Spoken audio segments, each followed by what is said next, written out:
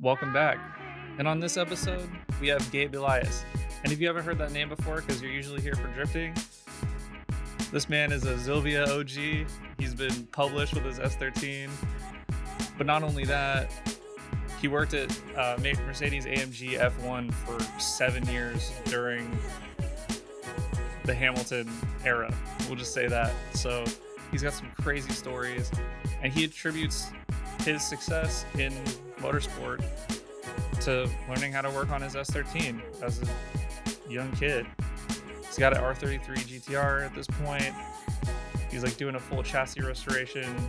Super interesting guy, but he still, listens to 36 Mafia while he's designing diffusers for Formula One cars, which I find super cool. And it's really cool to talk about his journey from working on an S chassis to designing stuff for some of the craziest, if not the craziest race car in modern time.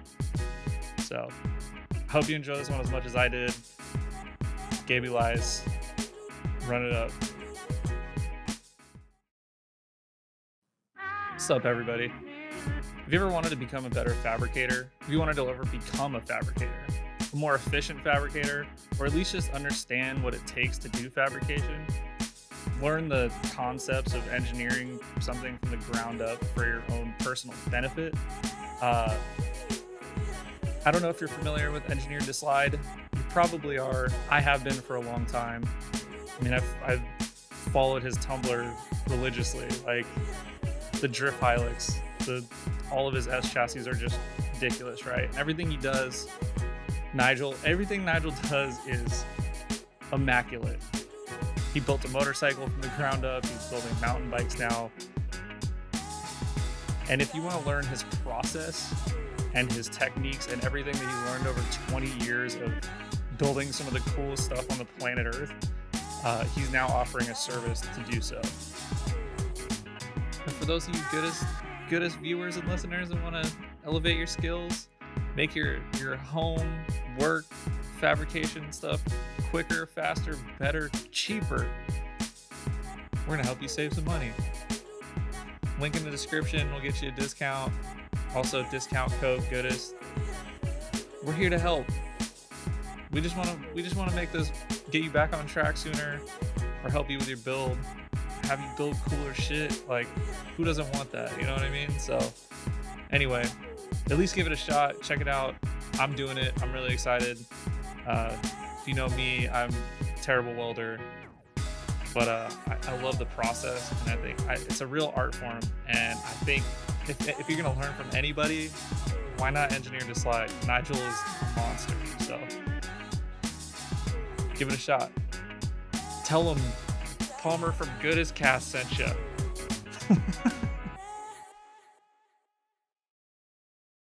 Okay, yeah, I hit record, so I think we are good.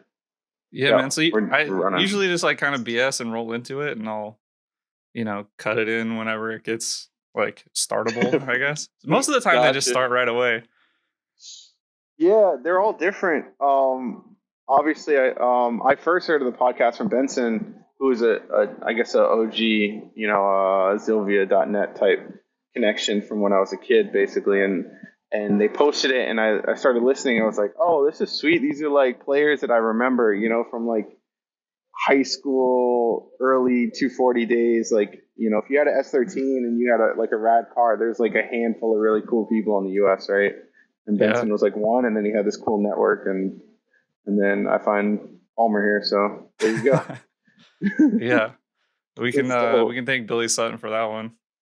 Seriously. He's like, hey, I got this friend, man. I feel like he'd be good for your podcast. I was like, oh yeah, what's up? Like, tell me about him. He's like, oh yeah, he was like a design engineer for Mercedes AMG F1, and I was like, what does he want to like? He's like, but he's down with like drifting, and I was like, no way. I thought there was no overlap ever. You know what I mean? Well, I think we'll definitely dispel those rumors and thoughts for sure today. Yeah, it's crazy because I tell everyone this at like my Craftsman tool set underneath my 240 when I'm like 16 years old is the reason why I went to England and won 7 world championships. That's like literally the connection. So it's real. It's real. How did you find like, because you were kind of early on when like S chassis and stuff weren't really all that popular over here yet. Like, how did you get into that?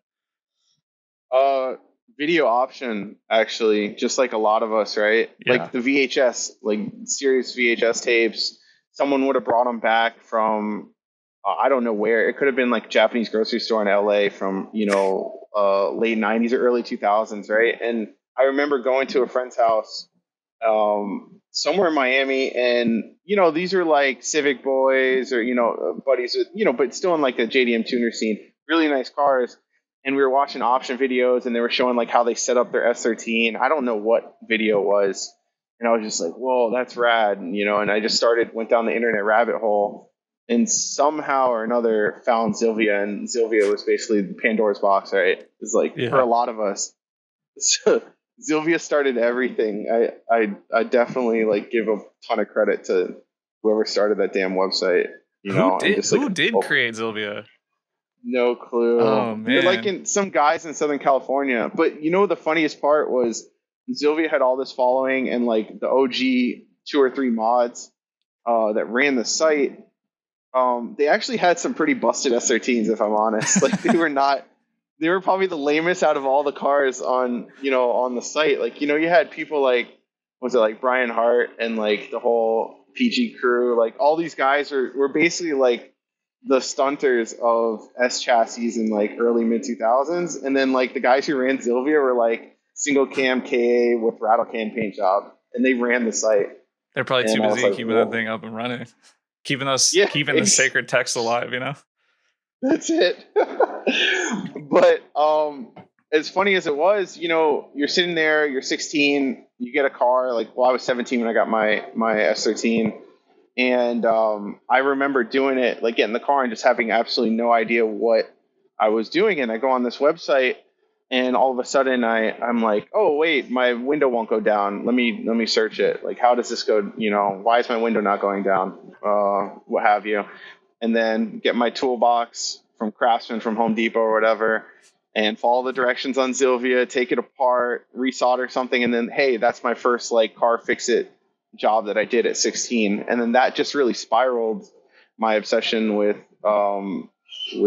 working on cars, then wanting to design them eventually, so very cool. Yeah. I feel like everybody, I don't know, not everybody, but a lot of people at some point, like I wanted to be a car designer when I was a kid. I thought that was like, I was like, I'm going to design cars. Like I'm going to make the coolest shit. And then like, I was just like, I don't know. For me being on Zilvia, I wasn't like, I'm gonna go work on like one of if not the greatest racing teams ever. I was like, I hope I get an S15 one day, Right. Like I still want one, actually. There you go. So yeah. It's wild because I remember digging into some early conversations on there, and there was people on Zilvia that not only worked in racing, it might have been sports car racing and that stuff in the US. There were some IndyCar engineers that were on there. They're just hidden in the corners. And I remember having little like DM conversations with them. But there was actually a Formula One car designer on Zilvia who was from Cali. He's a good friend of mine, Pablo. And he was on there, and I remember someone's like send Pablo a message like he works for Lotus, or he was Lotus at the time, or Renault in England. And through Zilvia, I linked up with this dude. I went to England in 2011 for a wedding, and then he picked me up from like the train station in Oxford and took me on a Sunday to like the Renault Formula One factory and took me around. Wow. And it was all like this Zilvia connection. And I didn't start at Mercedes till 2014. So that was 3 years prior to my actually getting a job and everything in F1. But that's kind of like the spark where I was like, no, I'm gonna be back, guys. Don't worry. And set that off. So all because of these stupid cars, man. Like how cool is that? Stupid S13s. Like what you could do with an S13. Yeah, don't limit yourself with hopefully the people listening, like don't limit yourself. Whatever you start with is not kind of like the end situation. Just use it as kind of a springboard, and that's what I tried to do. Yeah. Crazy. So you like through Zilvia met people who worked in racing and became friends with them over time, and like they just kind of like they like showed you the way a little bit, or like how much of it was you just like figuring out as you went. Like it seems like unfathomable to somebody like myself who like I don't know. So it was always in my head. It's a good question. Zilvia wasn't like the start of it, but it was definitely a catalyst, right? Yeah. The start of my obsession with Formula One and wanting to design F1 cars was kind of like probably 5 or 6 years old. And I don't know if you remember. So I just turned 34 a couple of days ago. So Congrats. When I was a kid, there was a channel. Happy birthday. Thank you. Cheers. There was this channel, Speed Vision. Remember? You might remember Speed TV, Speed Vision. Oh yeah, I watched a lot of Speed Vision. Me too. So I used to, when I was a kid, I remember being up in the middle of the night. I don't know. I was just an insomniac, and I turned on Speed Vision. I'd be watching like qualifying for the Japanese Grand Prix at like 4:00 in the morning, something absurd like that. And every day I would just keep watching and just keep like getting into racing and racing cars, open wheel cars specifically. And it always stayed an interest of mine for years, all the way through high school. Didn't really know how to make anything of it. I get to college, didn't really know how to make anything of it. But in college is when I really started formulating that plan, that 5-year plan where it was like, hey, I want to get into Formula One. How do I do this? But it started from like 4 or 5 years old. Speed Vision, just watching crazy colored F1 cars and just being like, that's rad as shit. Like that was a good. I wanna do that. That was an exciting era too. Yeah, you're talking like the era, and the reason why I got into Formula One specifically, I've talked about it in some articles, is I watched IndyCar. Like a lot of us say, IndyCar was really popular in the mid to late 90s. And Jacques Villeneuve, he won the Indy 500 in 96. And then I believe it was 97. 96. He won the Indy 500 in 95, and then 96 he went to Williams Formula One team. So Williams plucked him from Indy, and they said, "Nah, you're gonna come to F1." And Williams was the hot shit there in the mid 90s at the time. And I remember vividly like watching my favorite driver from IndyCar leave, and I was like, "Oh, he's going to Formula One, so I guess I'm watching Formula One now." So I just followed him. That's all I did. And that's when I really started getting super heavy into it. It was like mid to late 90s, all the way through the early 2000s. And, once I got into college and just kind of spiraled from there, it turned into a bit of a geek about it. So that's pretty cool, man. I kind of lost my girl watched Drive to Survive, right? Oh, word. And then now she's all in. Like I couldn't get her to watch any racing, no nothing, no like she's just like, yeah, I guess cars or whatever. And then she's like, oh, there's drama in this, like, yeah. And then now she's all in. It's crazy. I got some great stories about that. So I was in season 2, the Mercedes episode. It starts the beginning of the episode. You can see me in there. So I tell everyone like, oh, you watched Drive to Survive? You missed me or something? You're like, no, I'm definitely like, I'm in the shot. Sick. So I was there. I was on the ground, like, I was in the trenches. So, but the funniest part about Drive to Survive and how it's blown up in the U.S. So like I've been back from F1 World for a year now. I've been back in the U.S. So I'm retired, washed up race car designer. But Drive to Survive has blown up the popularity of the sport in the U.S. bigger than I could have ever imagined it would be. That's unreal. It's turned into unbelievable. To the point where when I left to go to England and design race cars, like I tell my mom, like, oh, I'm going to go design Formula One cars. She's like, oh, what's that? I don't know. And I'm like, I'm going to go live in England, Mom. Like, we're just going to go do this. And she's like, I don't know. It sounds kind of weird. Yeah, like, why don't you go work for Buick or something? Yeah. So, like that. But by the time I was leaving, she was like, oh, I watched your race today. It was on ABC. And I'm like, oh, did you see me win? Like, and she's like, yeah, you won, but this other guy like almost hit your car. What happened? She's getting into the sport because it's like right in front of American eyeballs now, right? That's wild. And it's grown up so much. But the first hot take from this that I can give you is Toto Wolff, the head of Mercedes. He hated the idea of Netflix coming in and covering the sport. I remember before the first season, they made him a star though. Like, Toto has grown up. He's turned into arguably one of the say 3 or 4 biggest faces in Formula One now. But before the first season, we had these kind of like bi-yearly reviews. The whole team would come together and they'd give us like a little rundown of what's going on. And he'd sit there in his Austrian accent, like, these Americans, they want to start up this Netflix thing, and cover the team. We don't like it. We think it's just a distraction. We don't see how. Yeah, not only a distraction, but they said they couldn't figure out how to monetize it. Like they didn't think it would help the teams get more money. So what's the point? And I remember as soon as we had this talk and Toto tells this whole spiel to us that like they don't want to be a part of the first season. They don't want to do it. I wrote this guy an email, and I wish I had access to the Mercedes work email, but I wrote this guy an email and I said, the Netflix series for Formula One will be the biggest thing that happens to the sport in 35 years. And I said, you watch. Netflix is the most popular streaming service in the United States.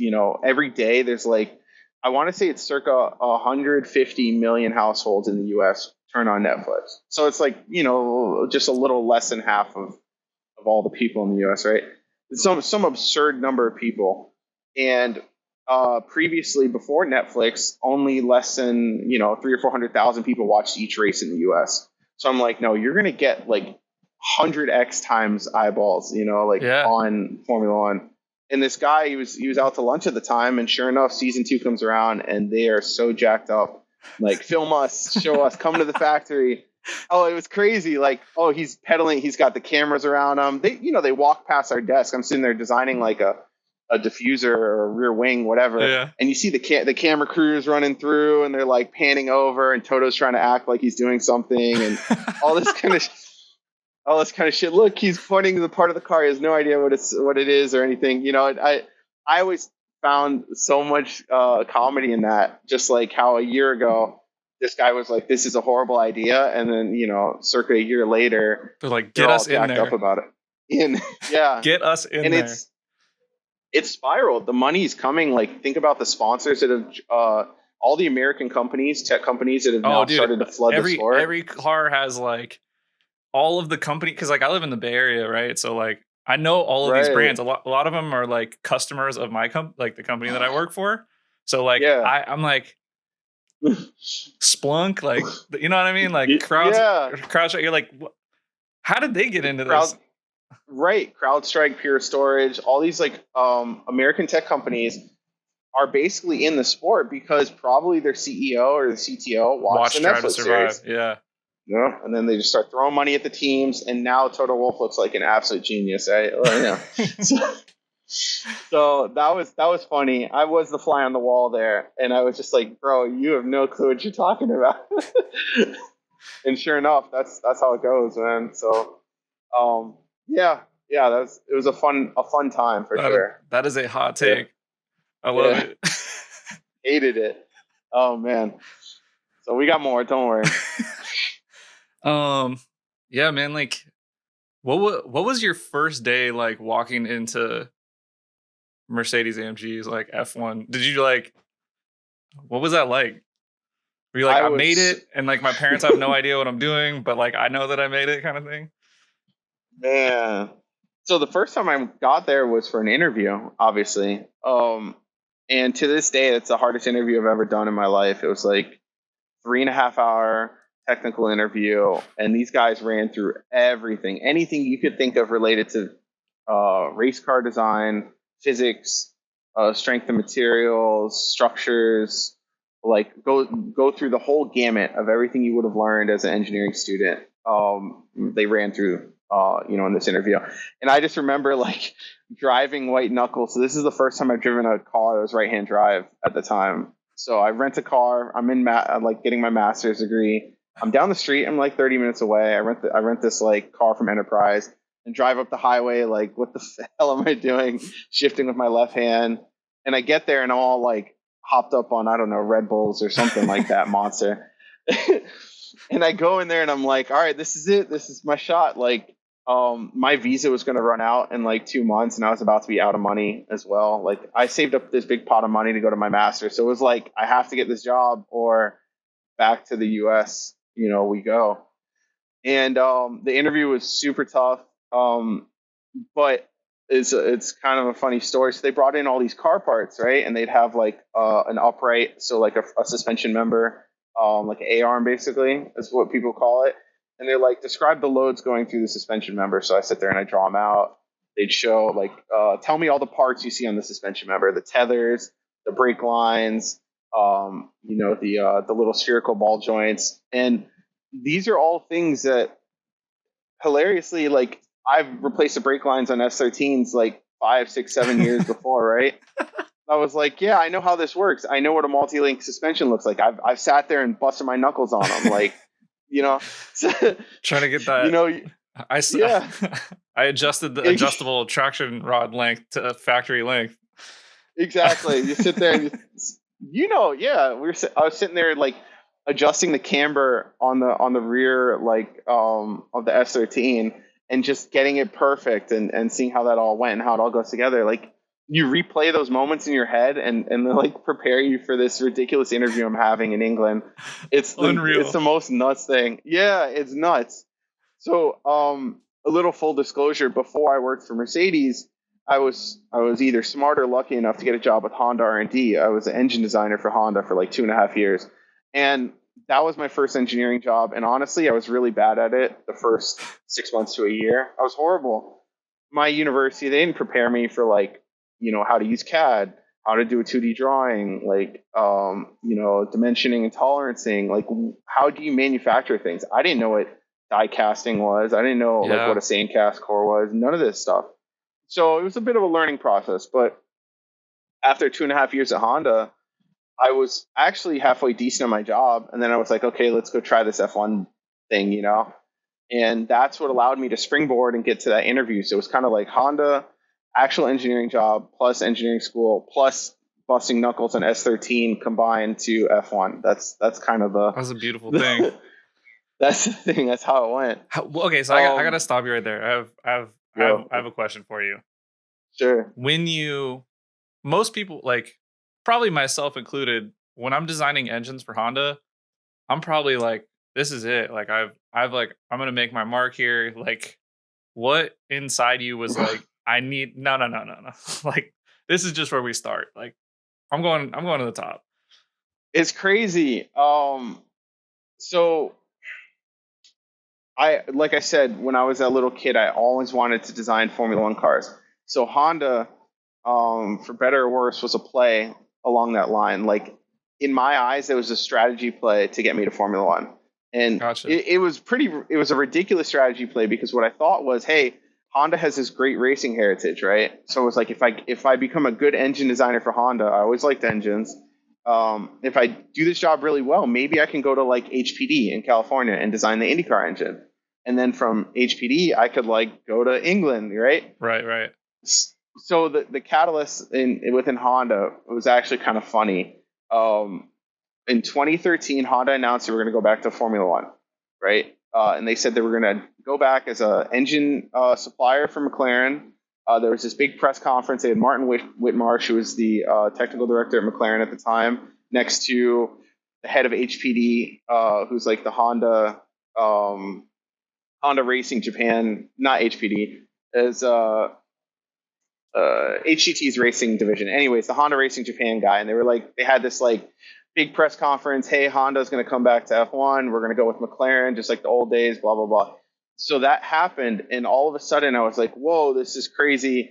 Let me go talk to my manager. I want to be the first American Honda F1 engine designer, right? Like, this is my passion. This is like my dream position. Like, send me to Japan. I'll do it. Please, I'll do anything. Right. I did that. And I swear I went and talked to my manager, and he's like, what are you talking about? Like, you haven't been here for like 15 years. Like, you have no idea what you're doing. Like, you wouldn't know where to start. Like, there's all these millions of engine designers that work for us that want this job. Like, who do you think you are? Like, he just ripped me to shreds. And I kid you not, I sat there and I probably cried that night. I'm not going to lie to you. And it was a Friday. And I remember the next morning, the Monday, I was like, nah, I quit. Like, I'm going to go design Formula One cars in a year, within a year's time. Like, I remember telling him this, like, I'm going to quit. I'm going to go figure this out. And I didn't have a job. I didn't have anything. All I had was a pending acceptance letter to Oxford Brookes University, which is a master's, it was a motorsport master's program in the UK.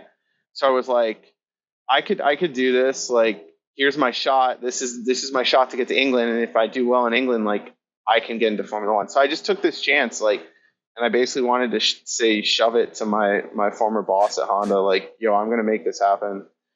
And yeah, so that's what started it. I quit my job, 2 weeks notice. I sold everything I owned. I had this beautiful NA1 NSX. I sold that. I took my NSX money and I paid for college and my master's in England. So some would say that selling that would be a bad investment, but I would argue good investment in this case. Trust me, like, I was pissed because I look at the prices now and I'm like, damn, I wish I didn't sell it. But the truth is, I'm too tall to fit in it. It's like the NSX, you sit there like, dude, I'm 6'5", bro. Like, there's no can't drive. And like, and mine wasn't a T-top, it was a coupe. So I'd sit there and, like, for long drives, I'm like, God, this sucks. Like, I just wish I had my S13. It was fun, beautiful car, but I made a little bit of money on it, and the guy I sold it to, he doubled what I sold it to him for. So, you know, everyone made out like a bandit. You turned it into a legacy, so it's a little cooler, I think. Yeah, it was cool. So I took this little bag of money. I got into the master's program, and I was in England so I quit my job in like July, and I was in England in September. So I was just like, yo, let's try this out. I'll make it happen. Move, man. 5 suitcases. That's all I took. What was I packed like 5 suitcases. What was it like bouncing out of the country for this program? Like, scary. Super scary. But at the same time, there was a path that was paved. And this was what, circling back to Zilvia, one of those guys on Zilvia, the one that took me to the show at Renault on a Sunday, like, took me around the factory, he went through the same master's program. So he went from Cali. He worked for Swift Engineering at the time, which was a IndyCar chassis manufacturer. And he did the same thing, did the master's at Oxford Brookes, and he ended up getting his job at Renault F1 and did that for 6 or 7 years probably. So I was like, look, there's a pathway here. Like, this is going to be tough on me. There's only like 1 or 2 Americans on each team across the grid. So that's what, 20 to 30 tops, right? Yeah.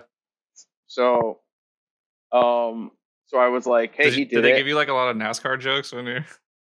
Always. You get really? The accent was really charming. I think a lot of people like the American accent in England, especially once I was working there. So yeah, like, they're not very open to outsiders in England or in the sport, but because I spoke their language, it's kind of like a little disarming, right? Right. So they're like, hey, yeah, American crazy man, you can come with us. Like, no problem. Sick. So yeah, it's a difficult thing to say. I was like 24 at the time. Like, I'm going to throw away this really well-paying job, this nice place I live. Like, I had, like I said, 2 cars, a good career progression within a normal corporate America setting, and say, fuck it. Like, let's go bet on myself and see if I can't accomplish my dreams, in a year. So that's how it went. That's pretty savage, man. You could say it's animal style, I guess, if you want. Yeah. Stop. Yo. Yeah. I think that's such a good lesson for people, man. Like, you really can, like, not to be like preachy and inspirational, motivational speaker or whatever, but like, it never hurts to like invest in yourself if it's something you think you can do, even if people tell you they don't think you can do it. Like, you had to do it to him like Biggie. You're like, this is for all the teachers that are never amount to nothing. You're like, look at me now. Exactly. And I don't know what about that. It kind of I hate saying I'm motivated by spite, but sometimes I look back and I'm like, damn, yo, I really was really, really motivated by. I remember I had a professor at University of Miami. Like I'm sitting there as a freshman. I'm like, yo, I really want to design cars, and he was like the automotive design professor. Like we had IC engines classes, and my grades were not that good. It was like B's and C's my first semester. And I was like, I really want to design cars. What do I got to do? And he's like, you're not good enough to design cars. I was like, damn. Then sure shit enough, I go work for Honda. So I was like, yeah, fuck you, dude. And then, the next boss was like, no, you can't design Formula One cars. And I was like, damn. All right, fuck you, dude. Like I'm gonna go do this again. so so yeah, I always kind of use the negative energy and say, no, that means that I gotta do it now. I put it out in the universe and I said, hey, I want to do this. And I told a lot of people on purpose because I wanted the pressure on me. If I didn't accomplish it, it would make me look like an idiot. So that means I had to accomplish it. Right. A lot of people keep their dreams to themselves, right? They say like, I'm not going to do this. Or if they have an idea, like someone says, I want to go to the moon, like they won't tell anyone, I want to be an astronaut.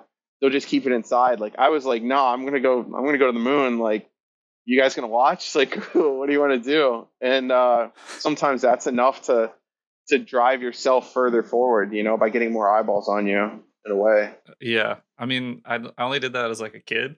I would always, dude, I was going to be a race car driver. I told everybody. And I'm not, but I do crash 90s cars into each other with my friends. So it's all right. It's close enough, man.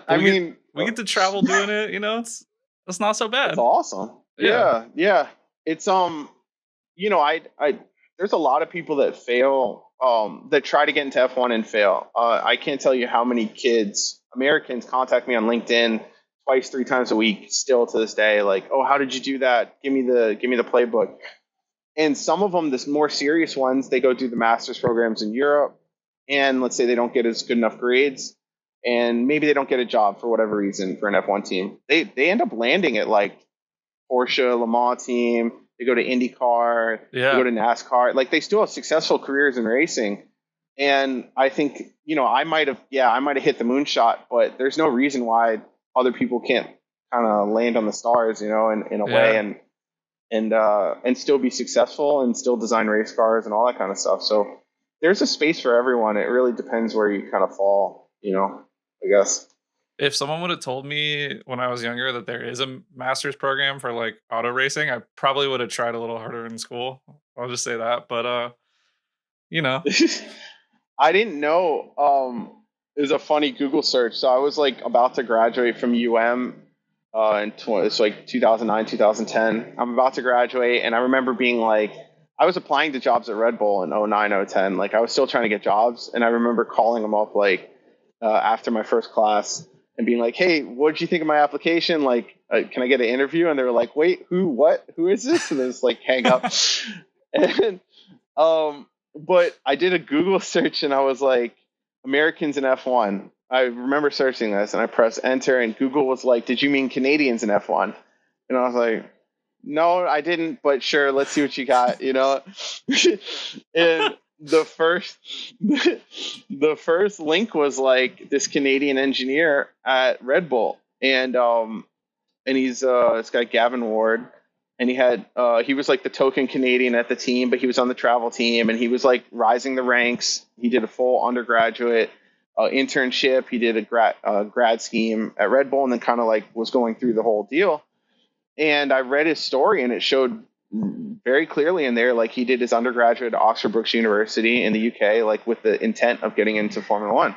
So I had like, at this point, this is the 3rd or 4th guy that I've seen that went through Oxford Brookes and made it to F1 from the US. So I was like, damn, all right, they might be onto something here. Like, I need to look into this.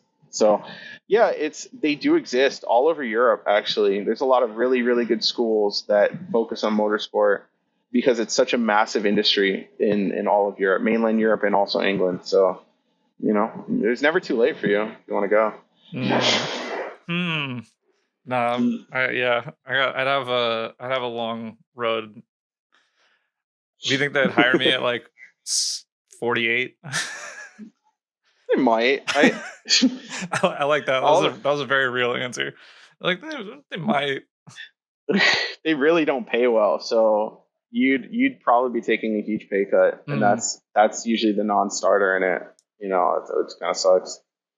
But Yeah, I always wondered like what are the because it's like such a desirable job. They're like, yeah, we'll pay you peanuts, like, and you'll be happy to work here.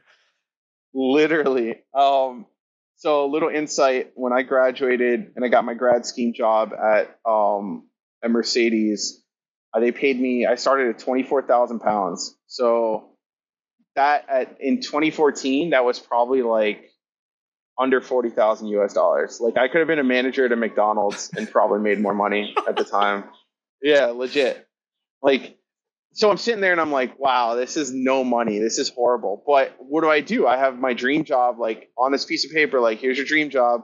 We're going to pay you nothing. You're going to drive a car that costs 500 quid and you're going to be eating peanuts for the next 2 years, basically. Like, what do you want to do? Of course I took it because if I didn't take it, like someone else is going to take that job for sure. You know, like just getting that offer, no matter what money was on there. That's like, you did it. It's nuts. And so many teams wouldn't sponsor me. That was the most ridiculous part. Like McLaren, they'd cancel my application. They're like, sorry, we don't want to sponsor Americans because I need a visa sponsorship when you get a job in England. So you really had to show up because you're like this additional headache of, you know, having citizenship in another country, and it's like additional paperwork and probably a nightmare for their HR team, and they're just like, oh, we don't want to deal with it. Like who's best in the class, like below this guy or whatever, and just take them. Exactly. Yeah, that's the case. So I had to beat out every candidate that was like European based, and I had to have some like special skill, and I really worked on it.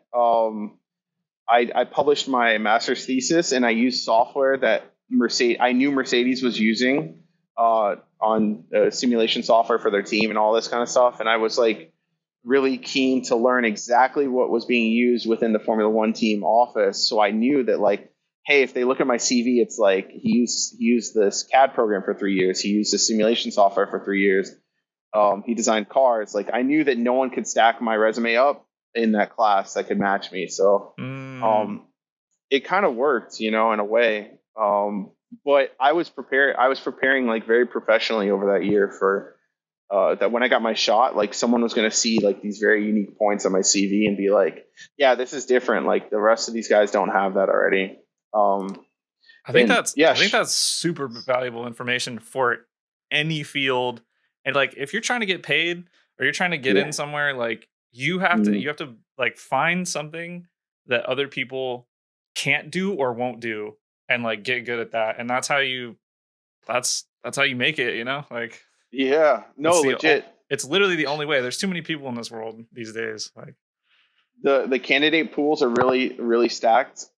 Especially you can imagine getting into Formula One, like how many kids that had internships at other racing teams, like that I was competing against. Like I didn't have an internship from like BMW Motorsport, you know, or AMG in Germany. Like a lot of these guys, their CVs were stacked, but I had a lot of really unique skills. And then also the working experience was huge.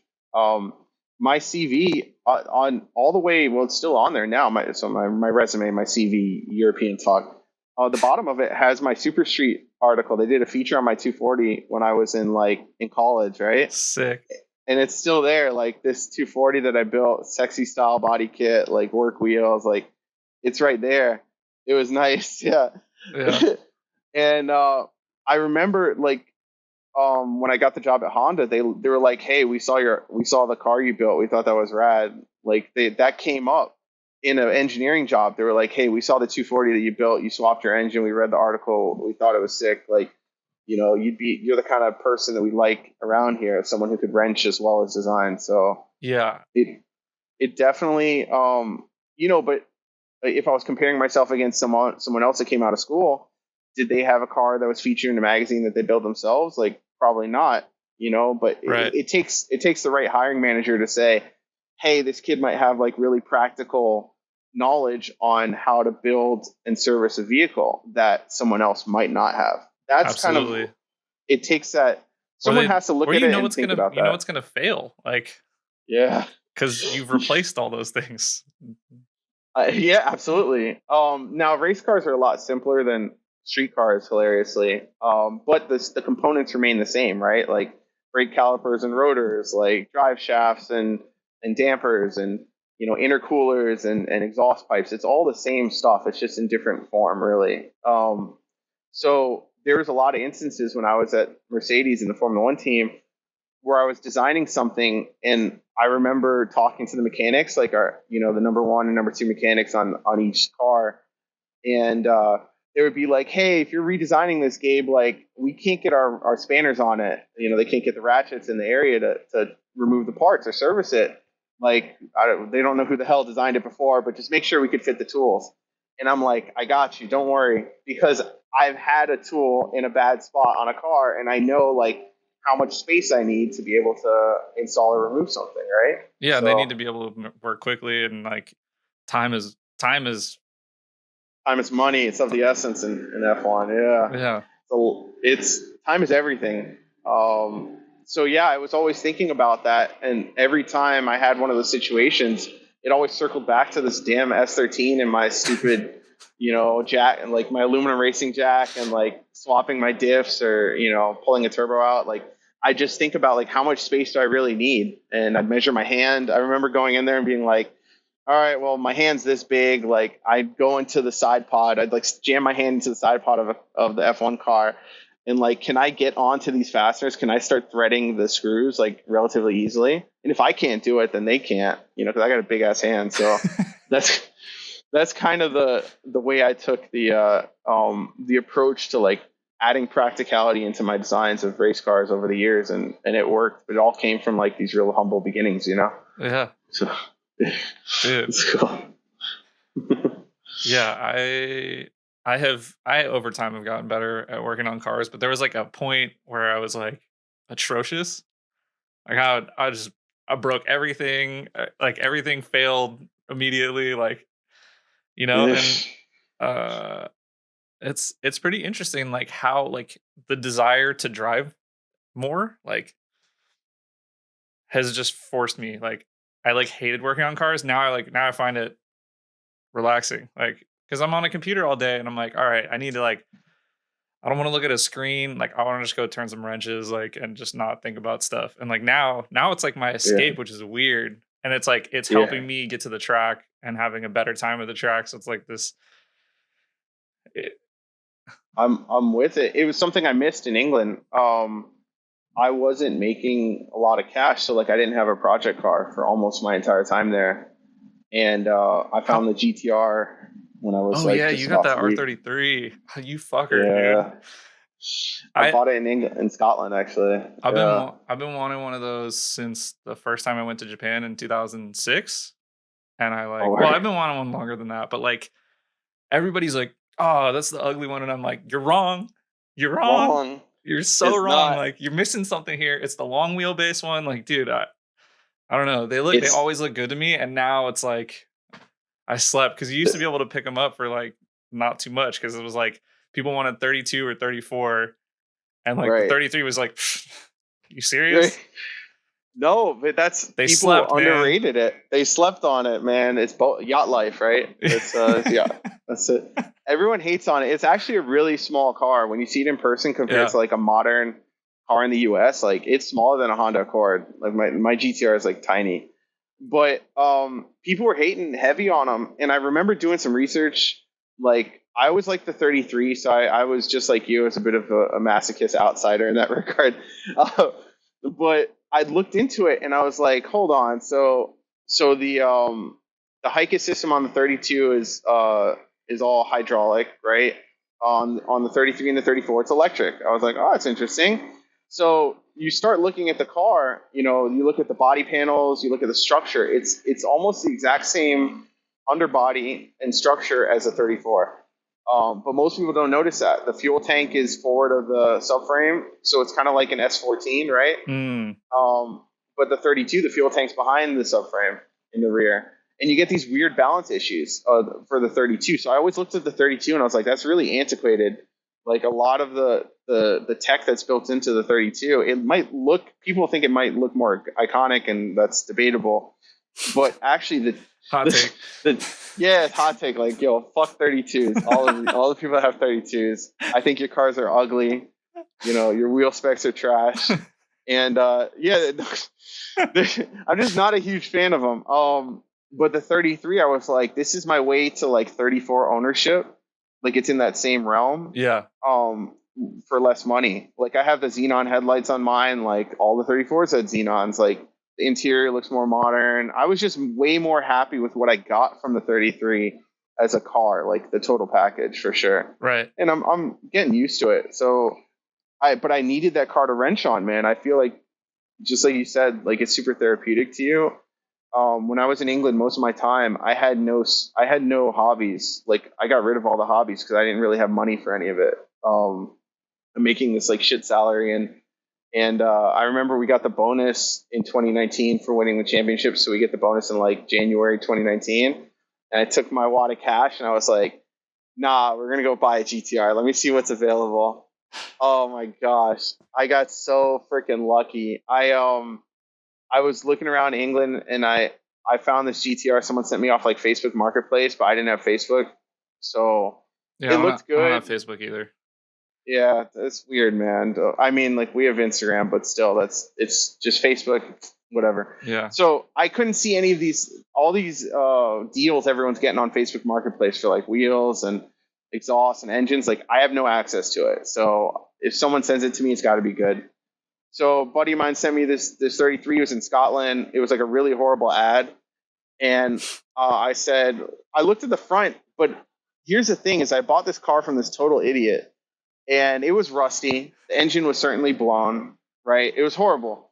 But it had some things on it where I was like, if this car totally shits itself and I have no way of recouping my money, I could at least part it and get my money back. Yeah. Because it had the xenon headlights, it had the N1 bumper, all OEM like factory stuff. And I looked at those, and then it had the RB26 in it, obviously. And you could part out a RB. People know like RB26s are crazy expensive now. So yeah. Even in 2019, I was like, yeah, I can make my money back for this price. So I negotiated it, and I bought the car, and it had way more headaches than I could have ever imagined. But it started a 2-year restoration, which is just about finished now. Which is the car's amazing now. So I saw I because we didn't know each other before this, right? So I was like, I gotta do some homework on this dude because like Billy's like, yeah, he's cool, but that was like all he said. He didn't give me like any backstory or whatever. So Thanks, I was like, all right, Billy. I gotta do a little. He's complimentary. I like that. So I was like doing my homework and I was looking at the car and I was like, holy shit, there's a lot of rust on that thing. And you're like, subframes off, everything, like it's stripped to the frame, like chassis. The chassis unibody is just like on a rotisserie right now. Rotisserie, and it was spinning. I did the full rotisserie in England. They're really skilled at this. There's a bunch of shops in Southern England that all they do is restore Japanese classic cars that rust over there. And it's really, really cool because you think about all the cars we wait 25 years for. England's had them and got tired of them for 15 years ago. Right. It's already, R33s are passe to them. Even 34s they're bored with. Like Evos, STIs, all those kinds of like I've seen 22Bs in person in England. There's a ton of them out there. Like there's really rare iconic Japanese cars that they've just been driving and crashing and doing whatever they want to do with them. So because of that, there's like this whole subculture of shops dedicated to restoring those kinds of cars, Right. And I found a shop. I was like, damn, it's got so much rust. What do I do? I'm an idiot. Why'd I buy this freaking car? Like, this is so stupid. But sure enough, there was like 2 or 3 really reputable spots near my house in Oxford that did GTRs. They had the rotisseries already set up for like 33s and 34s. Like really? This is like totally okay to them. They knew how to deal with it. And they did a great job. So the whole underbody was restored, and then I brought the car back to Miami and put it in the container. No engine, just pushed it in and pushed it out, packed the container myself. But it was on the rotisserie for like 6 months. all through pandemic, all through like the beginning of this like COVID-19, early 2020. So kind of rad. And then the rest of the restoration was done here in South Florida once I got the car. So Yeah, that's gonna be good. I'm excited for you. Thanks, bro. Thanks. Yeah, it's a long time coming, but like we all wanted GTRs when we were kids, right? We were playing like, I don't know, Midnight Club or like Gran Turismo. Oh yeah, right? Gran Turismo. I definitely had. I think I had an R33 in Gran Turismo. I'm pretty sure. Yeah. Oh man, I had the race car R33, like the Pennzoil one. Yep. I had all that. Those were like, that's what started the bug, and that's what made me had to get a 240 and then start this whole crazy journey, right? So it was really Gran Turismo was probably the initial kickoff to like getting into cars, right? I played so much Gran Turismo. I can't even like begin to describe how much Gran Turismo I play. I mean, I'm sure likewise. And I think probably anyone who's like of our age group, that was it. Like I think that's why like the Japanese car stuff is so like iconic, maybe because they had so many options in Gran Turismo and you could really get into like the sub categories of different stuff. Like, I don't know. I used to do like an endurance race, like a full endurance race on Gran Turismo, and this was like PlayStation 1. And I would leave in the morning to go to school, and I'd leave the PlayStation on. Yeah, you're like, no one touch this. No one touch it. Unplug it from the TV and just like leave it over in the corner. Like, do not press this button. I'm gonna be back, Mom and Dad. Like, I'm gonna finish the race, and I'd stay up like all night playing it. Like, I love that shit. It's awesome. Thinking about that now, like we used to do that. Dude, the endurance races were awesome. Like, that's the only way to get like the really cool cars. Yeah. When the endurance races. Do you think that helped you in your career at all? Like, did you ever mess with like the suspension settings and stuff like in the game when you were younger? Because like I know that I didn't. I was just like power. Tires,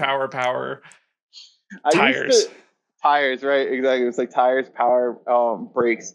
I started learning about racing lines from Gran Turismo, like really getting into like the proper racing line, how you attack a corner, how to use the curbs and stuff. Like I remember that being something I thought about, but actually setting up the car, and I didn't. I just pressed upgrade all the upgrades as much as I could, right, to make the fastest, like most ridiculous street car. You're like, I'm not adjusting tire pressure. Like, I don't know what that does. I didn't know. Yeah, I didn't know how it was affected. And then you're sitting there on that damn analog controller. So, like, did it really matter? Probably. I couldn't have told, but I don't think throwing your spring rate like down a little bit is gonna do much when you're adjusting steering with like your like thumb 3 basically. degrees to do like I don't know, like 30. It's like lock basically. The ratio is like 1 to 10 degrees. Yeah. I don't think it did anything, but it was cool that we had like the ability to, because then you start when you get later in life or like you really work on a race car, like spring rates matter. Your tire pressure is hugely important, especially in Formula One. We fight tooth and nail to get the lowest tire pressure at the start of a race, usually in the rear as possible. Oh yeah, they want it as low as possible. That's just like drifting. Yeah. So we're like, how low can I run these without debeating? That's if you're in a comp, like that's like literally if you're in a comp and you know you're battling somebody fast, like you'll hear like off in the distance, you know? Like, they're like, nah, we're going all the way down. The comp I did like 2 weeks ago, like literally one of the dudes went to air down and the other guy's like, hey, no, don't do that, man, please. Like, I don't have power, like cut it out. You know? Right. Oh my god. Yeah, it's real. That's real. That fight between the Formula One team's engineers and Pirelli specifically is like between safety and speed. Like you're trying to lower the tire pressure as much as possible to get best amount of grip, the best contact patch, right? When you're coming off the line. And then you use other methods of raising tire pressure through heating or cooling the wheels. You can do that during the race. So there's a lot of really interesting little techniques that they use, but yeah, that was a huge battle. It's like Pirelli says minimum tire pressure is this, and then the teams are like, You're like, well, but is it though? but is it? How are they measuring it? We ask all the questions. How are they measuring the tire pressure? Are they measuring it like when? Like at the grid? Like before the grid? They want to measure in the garage? Like if they're going to measure in the garage, we're going to create some sort of a valve that decreases the pressure during the outlap or something like that. So you get to the grid and it dropped like 3 psi or something like that. Like those are the games you play in F1. Like everything we did was we're either trying to scheme the rules, scheme competitors, or the FIA or Pirelli. Basically, that's all it was. That's what real racing is. I think is just like how do we win on and off the track. Yeah. How much involvement did you have on race days? Are you just at home watching the race? Are you like, I don't even want to watch the race? Do you have some special stream you're watching? Like, you could be. Is everyone involved? Like, you're in the office and we're all watching this together? And if your part fails, like, no. A lot of the times I just watch from home. We'd get together on a Sunday, get a couple of us, get some pizzas and beers, because at that point, as a literally designer, the exact same thing that me and my friends do. But definitely more nervous. So there's a lot of nervousness behind it. Yeah, because it's our. You got a lot more skin in the game, other than like some shitty like bet two of my friends put together on like who's gonna win. Exactly, and there'd be situations where like something would fail at the track. Like, I have to go to the factory tonight. Something we got to figure out what happened, because if there was a double header, that was the worst. I can remember at least once or twice there was like a double header. Which is basically a race on a Sunday, and then the team's literally flying out that next day to go to another race the next Sunday. So you only have 7 days between to solve a problem. If something broke on track and it's my fault, shit, I don't have a lot of time. So I need to run my ass up to Brackley and figure out what's going on. So definitely had that a couple times over 6 years. Yeah, and like, are you just like working nonstop? Is it like? I tell people the work-life balance was hideous, and considering I didn't travel, the travel people are on the road 25 weekends out of the year, 25 weeks, right? Yeah. So you can imagine that's no seeing your family, your kids, your house, all that kind of stuff. It's a lot of traveling, including testing. Us as designers, our busy period was basically from about end of October until mid-February every year. So almost, I would say most years it was close to 6 days a week, that entire period. So all the way through Christmas. I never had a Christmas break off. Like, I was always working all the way up to Christmas Eve. Yeah, we're here. Beautiful Miami backdrop. Oh, yeah, well, because it burns you out. It really does. Yeah. Like, especially being at the tip of the spear in the sport. You have to realize, like, we're fighting, but the people in Maranello are fighting too. The ones at Milton Keynes at Red Bull, like, they're fighting as well. Like, we're all trying to see who can blink first, basically.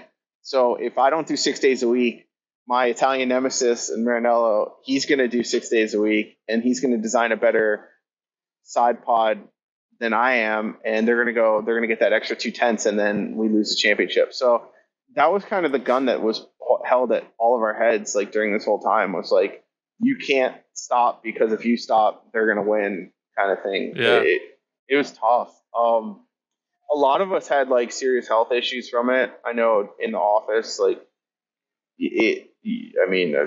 one of my coworkers had a freaking heart attack. He passed away, and I had my last winter. I had a horrible stomach flu. Like, I couldn't even sit at my desk, but I was so freaking worried about failing, like, besides losing my job, but failing my teammates. So, like, I had to just, like, push through it.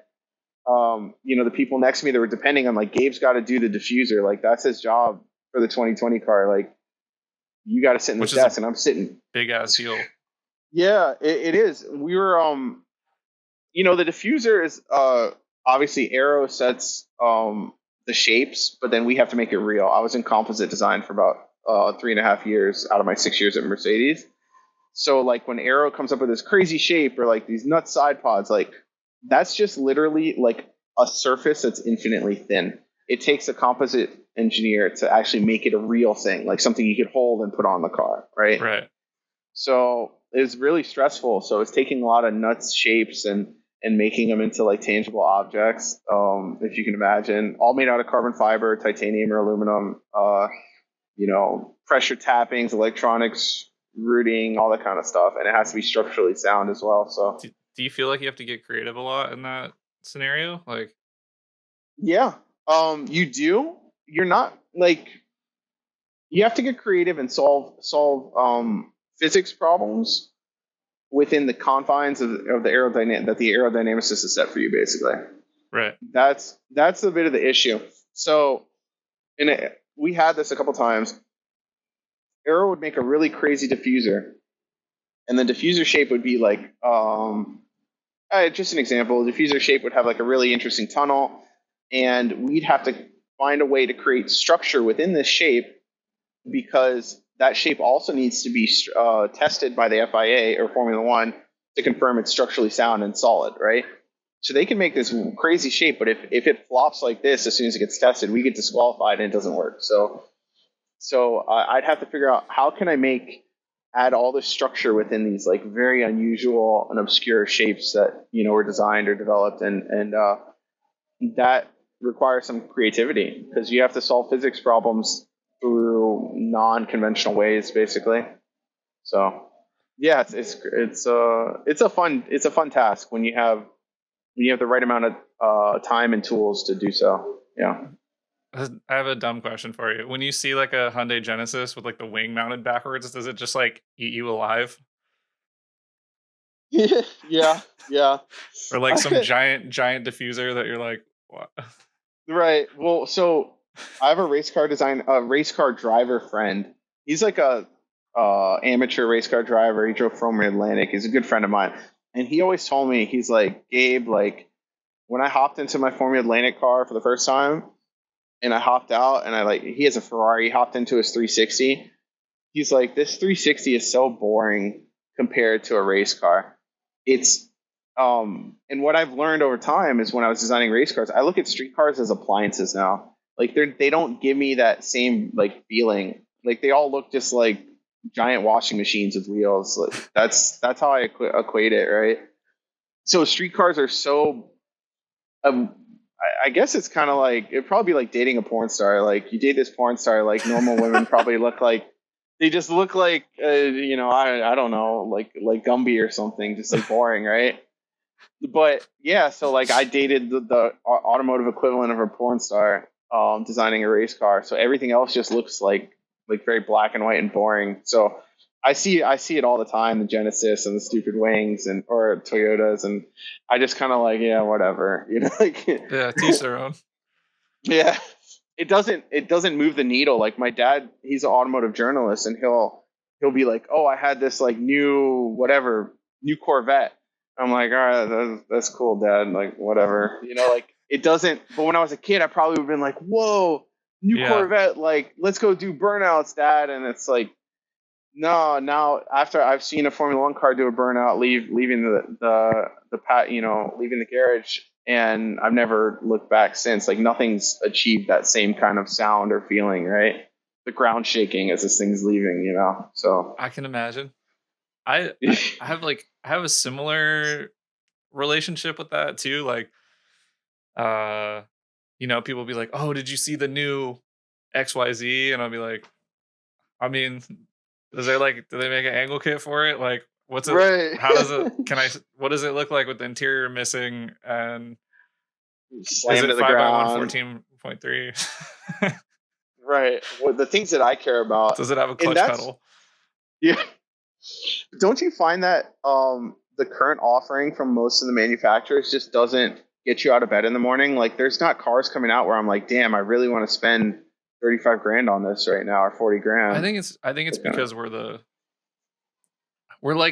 generation of people who had like the super cool like 80s 90s cars, and like those are iconic to us, just like people who are like 50s, when I was like the teenage car that they were like, I have to have the GTO, and now they're going for like $500,000 at auction because there's way less of them, and all those people are way older and have more money now, like.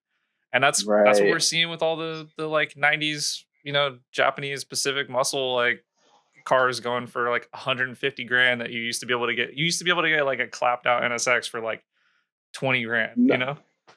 I paid 20, what did I pay? Like 26.5 for mine? Yeah. Like it used to be like super reasonable. Like you could buy a new Honda Accord for more than that I when I watched bought my car. I watched the dude stuff a Mark IV Supra into a K-Rail at a drift event.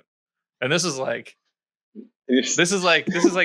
probably like 7 years ago, and it was clean too, bro. And he came back with like but oh my gosh, you know what I mean?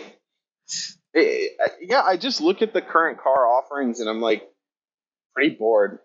Definitely pretty bored with what's coming out. They just added a lot of tech, I think, is what's happening. They're adding like a bunch of tech, and they're adding power. Like my girlfriend has a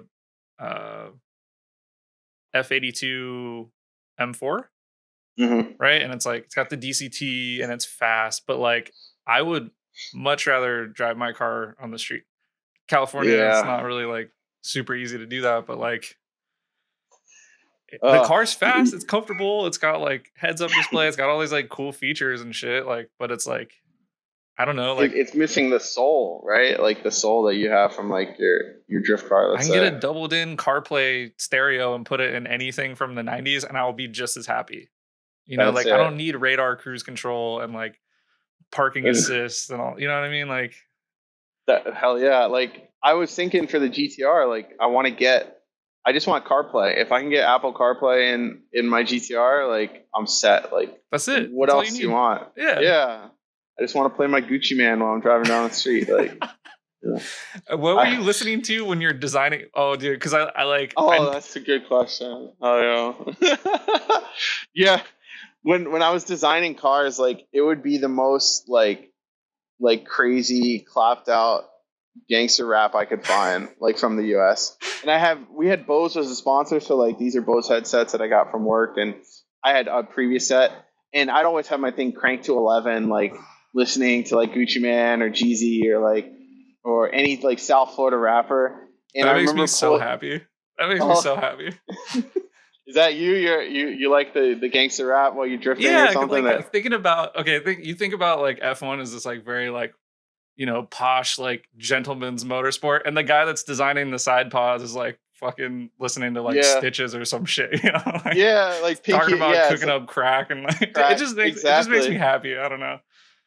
But I bucked the trend. Like all my coworkers thought I was like a drug dealer or something because of this shit. So, you know, I'd be like, they'd listen to what I was playing and they're like, what the hell is Gabe listening to? Like it was, you know, you can imagine the office is kind of quiet and then my headphones pop off and it's like, bam, bam, like, you know, fuck your mom, I'm going to rob you, blah, blah, blah, and all this. And you're sitting there and you're like, I was like, yeah, what's up? You guys want to listen to this? I don't know. It was, I had some coworkers that sat next to me and they were like, yo, can you turn down your music? I was like, nah, bro, like I'm in the zone. It's like that, do you remember the My New Haircut meme? And he's like, not now, chief, I'm in the zone. Do you remember this video? Yeah. It was like me when I had to lock in, like, and you get this way in designing. I think you get really like sometimes you can go on like a spurt where like no one fucking bother me. I gotta push some like patterns out or something like that. And I would just like lock in headphones, like 3-6 Mafia playlist, like we're going in, like Memphis, like. And then, you know, like I'd come up for air like 3 hours later, like, oh, is everyone going to dinner? You know, like go downstairs, go get some dinner or whatever. And that period, like I found that I would just turn into a superhuman like CAD designer when I was listening to the most gangster shit ever in F1. And it worked. I mean, it worked for a while. It still works for me today in my current job. But I kind of like psyched myself up into this position. But that was one of the things that I found. England, I didn't relate to, right? Like, I'm from Florida. Like, rap music, gold teeth and chains, and like crazy cars is like a part of my upbringing, right? Yeah.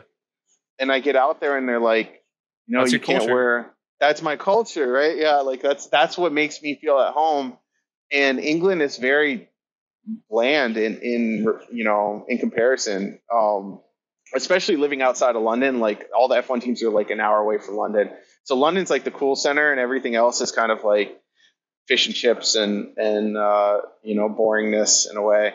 I've been. So I've been. Like yeah, one of my really close friends from we're from the Bay Area, right? So like hyphy music. She's yeah, of Filipino course. and she's out in Amsterdam working for Cisco, and like Oh, word. she cannot find people of her like level, I guess. Like it's just Right. She probably dresses different. She like you said, she listens to different music, so she can't go out to a club and hear like she can her quote Bay like any Area. Mac Dre song, and you're not gonna find that out there. You know what I mean? They don't even know who Mac Dre is. Yeah, they Yeah. don't. They wouldn't know who E40 is. They wouldn't know any of this. Any of this shit out there. So that's what's funny is like I always found that music. People used to say Europe was like the forefront of fashion or design or what have you, but I found when it comes to music and style, they're like 2 years behind the U.S. And you probably see it in drifting. That's what's crazy. Is like, isn't drifting like such a stylistic um, car subculture Oh that you man, probably look around the world and see there's differences? so many arguments within drifting about what people want. People want some people want it to stay early 2000s option video, like Right. that. I mean, it is a golden era and the cars were beautiful, right? Like no argument here, but like people like don't want that to ever not be what drifting is. And it's like then there's people like pushing one direction. We have people in the US who are like arguing over what like area of Japan is the best driving to imitate, and it's like it's gotten like it's getting like drifting's getting really big, man. Like it's kind of this weird thing where it's like growing super fast. It's like I don't know, like half the rap videos like Yeah, they have got drift drift cars in cars them and these days. Like right. I remember the cover. Wasn't a cover of like one of the Juice World albums, or someone did an album and they had drift cars on the cover. Like, yeah, automotive culture is intersecting directly with fashion and music right now, and it's like all coming to a head. Like, I have the perfect example of that. My brother is a designer, right? Like in fashion. He works for Siberia Hills, and he did a collaboration with like his company did a collaboration with Ed Hardy, and then I hooked him up with they wanted like a drift car, which is like essentially like kind of like the Suki like S2000 kind of vibe. I hooked them up with Era Picture Cars, I think is the name of the company, but this dude Sebastian, who's a photographer for like all the rappers, and he's been sourcing drift cars. He's the one that like sourced the cars for the Travis Scott video and all that stuff. So he brought in this like girl I know who drifts car for the shoot, and so like my brother and her met on the shoot and stuff. Like it's like damn. We never thought our worlds would collide. And it's like, this is my little brother too. So he's just like, oh, this is my brother. He does like, car stuff or whatever. But like now it's like kind of this weird thing that's coming together. Overlapped. It's sick. Yeah. Right.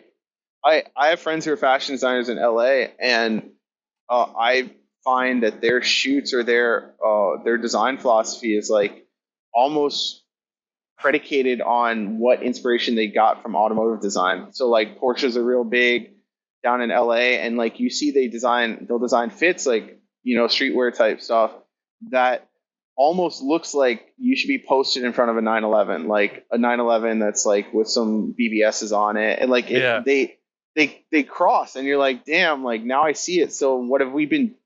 We have been almost like tastemakers in the fashion world without even really knowing about it. Like when you build a crazy car and someone's like, damn, that's hard. Like they see a cool drift car, like that develops the music that's coming out of the rappers or the artists or whatever, and then it develops the clothes that they're wearing, and it's almost like you're playing a part without being directly involved, right? Which is like the coolest feeling. You're like, because like I always wanted to like go. I wanted to like have a brand and like do a whole thing, and then I was like, nah, drifting's it. Like this is it. I'm in. And then like now it's kind of like coming full circle. Similar to your situation, right? Like where you like had all these pre things that like helped you get into the spot you wanted to be.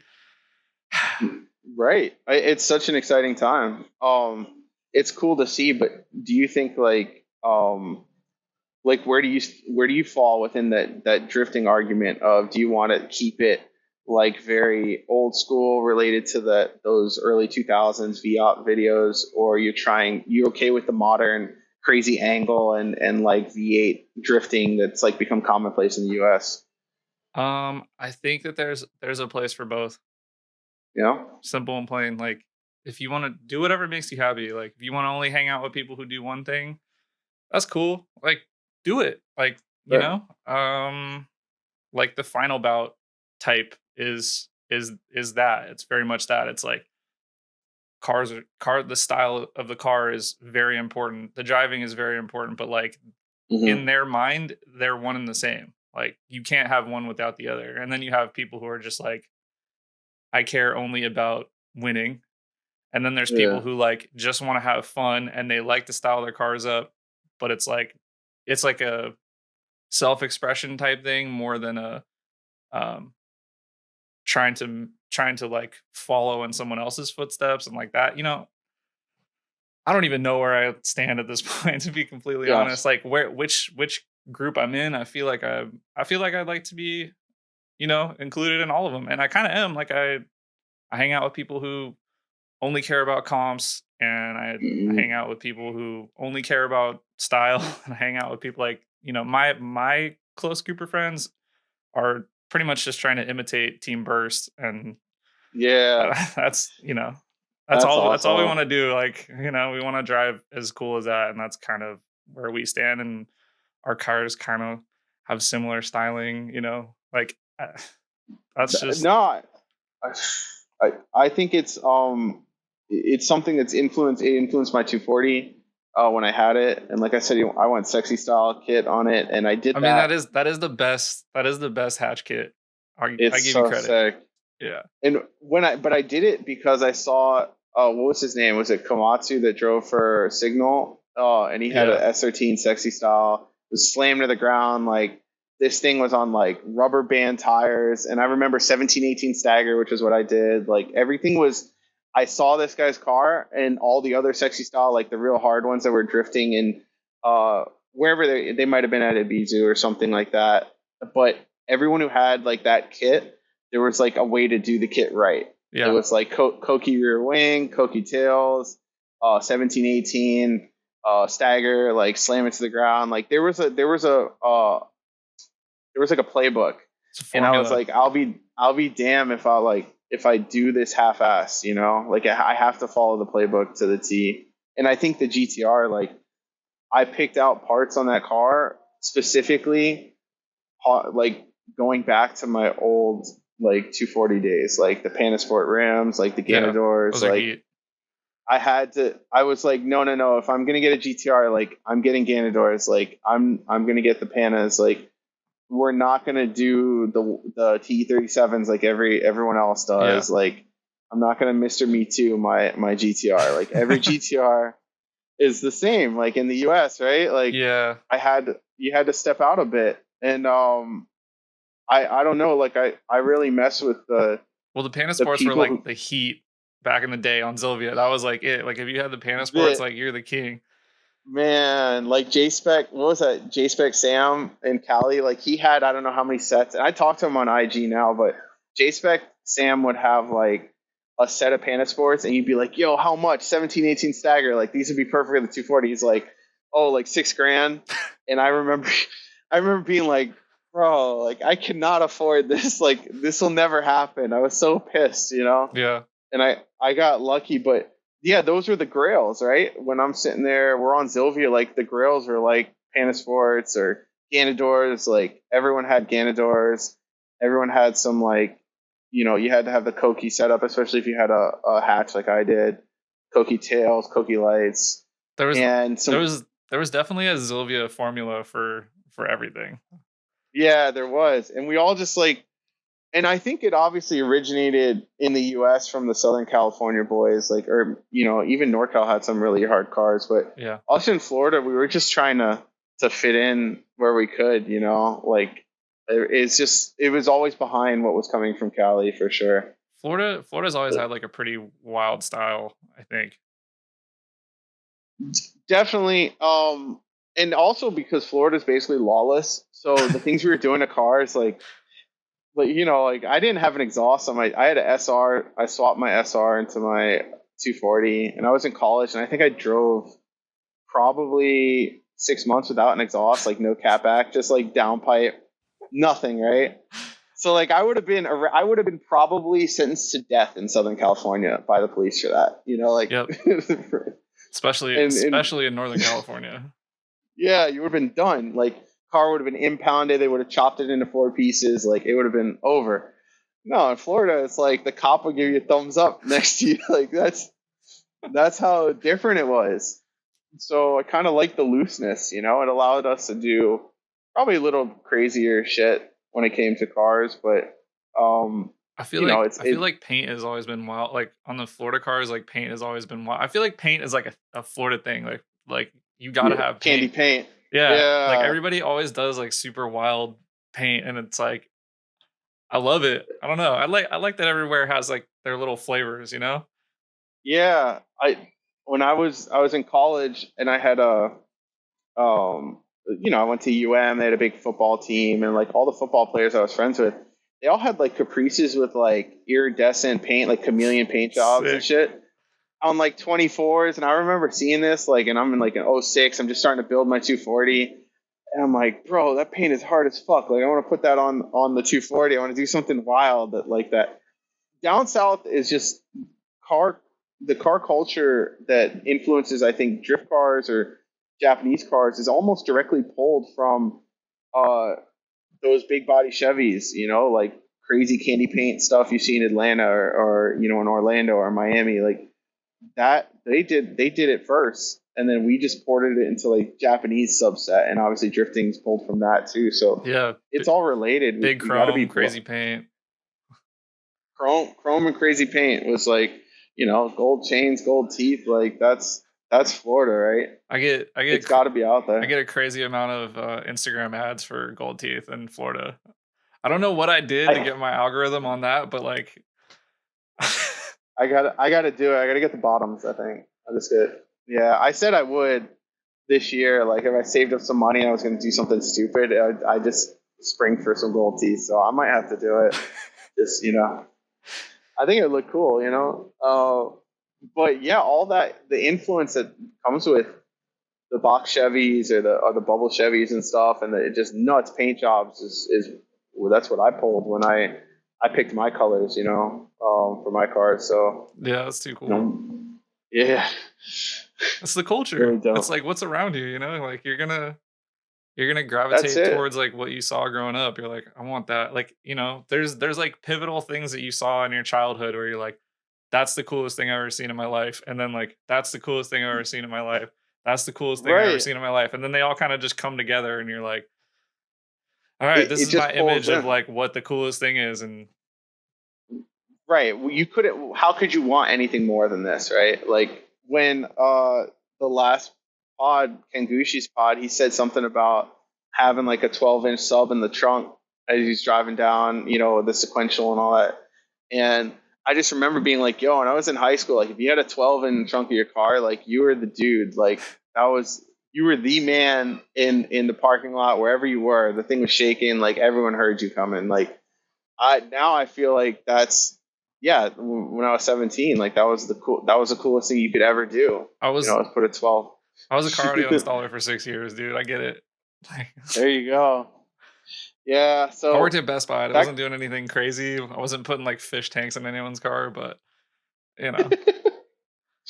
little neon light setups or That's everything, actually but like how I got on Zilvia was my coworkers at Best Buy because one of them had a S13. And he like took me out one night to go like do donuts. I didn't know what like a limited oh slip was. I didn't know like, and he's like, try it damn, out. Cause like I would always go like do donuts in like my mom's car or whatever when I was younger and stuff. It's like, yeah, it was fun. always right, But like I didn't know yeah. like why one actually like slid out or why one just like would go around in a circle. Like I didn't know any of this, right? So it's like he kind of So, like just a couple of Zilvia nerd dudes that one of them I worked with, and then all of his friends, like they showed me the way, and they're like, "Oh, you can get a VLSD, or you can like go weld it," and then like they helped me out. oh, It was pretty cool. That's what did Yeah. it. That's dope. Yeah, I mean, similar. I don't know how I got into 240s. Well, like, what was the first one I saw in person? I had a next door neighbor who had a red one, red hatch, and it had a KA, and it was clean. It was super super clean. And I remember being like, damn, like I turned 16 next month. Like that's me right there. Like it was probably like 2004. Yeah, something along those lines. And yeah, I was like, I had to find one. I remember finding my 240 in the classifieds of the Miami Herald, like on like a little classified ad, No no way. pictures, right? No, it was nuts. I see this and there's no photos, and it's like 91 240SX LE, a one owner, 70,000 miles, something like that. And it was in Miami Lakes, which is like north. I was far from where I live. And I remember it was like the day after my birthday, and I was like, Dad, take me. Let's go see this car. No photos. Like I could show up and this thing could be chopped in half, and we both end up into a Saw movie rendition or something like that. And we get there. It's this old CPA, and he's this old dude, and he's like, yeah, I just drive it to the train station every day. I guess he went downtown. He'd take like the Metro Rail, and I'm just ready to get rid of it. And it was bone stock, beautiful leather interior. I had Whoa. the LE. I had the ABS, limited slip on it. I think it had HICUS in the rear, or maybe it didn't have HICUS, but it was tapped out. Every option you could put on a 240 was on this car. It was nuts. Like I Somebody was like, walked how into did the I get dealership this? and they're like, "Give me everything." Everything top tier 240 in 91, and it was. I think he's the one that he had like this window sticker, like the owner's Oh manuals. Like man. I had everything. Yeah, and I paid like what $2,300, $2,200, something like that for it. Yeah, I think I paid And then I just 1,700 for my coupe.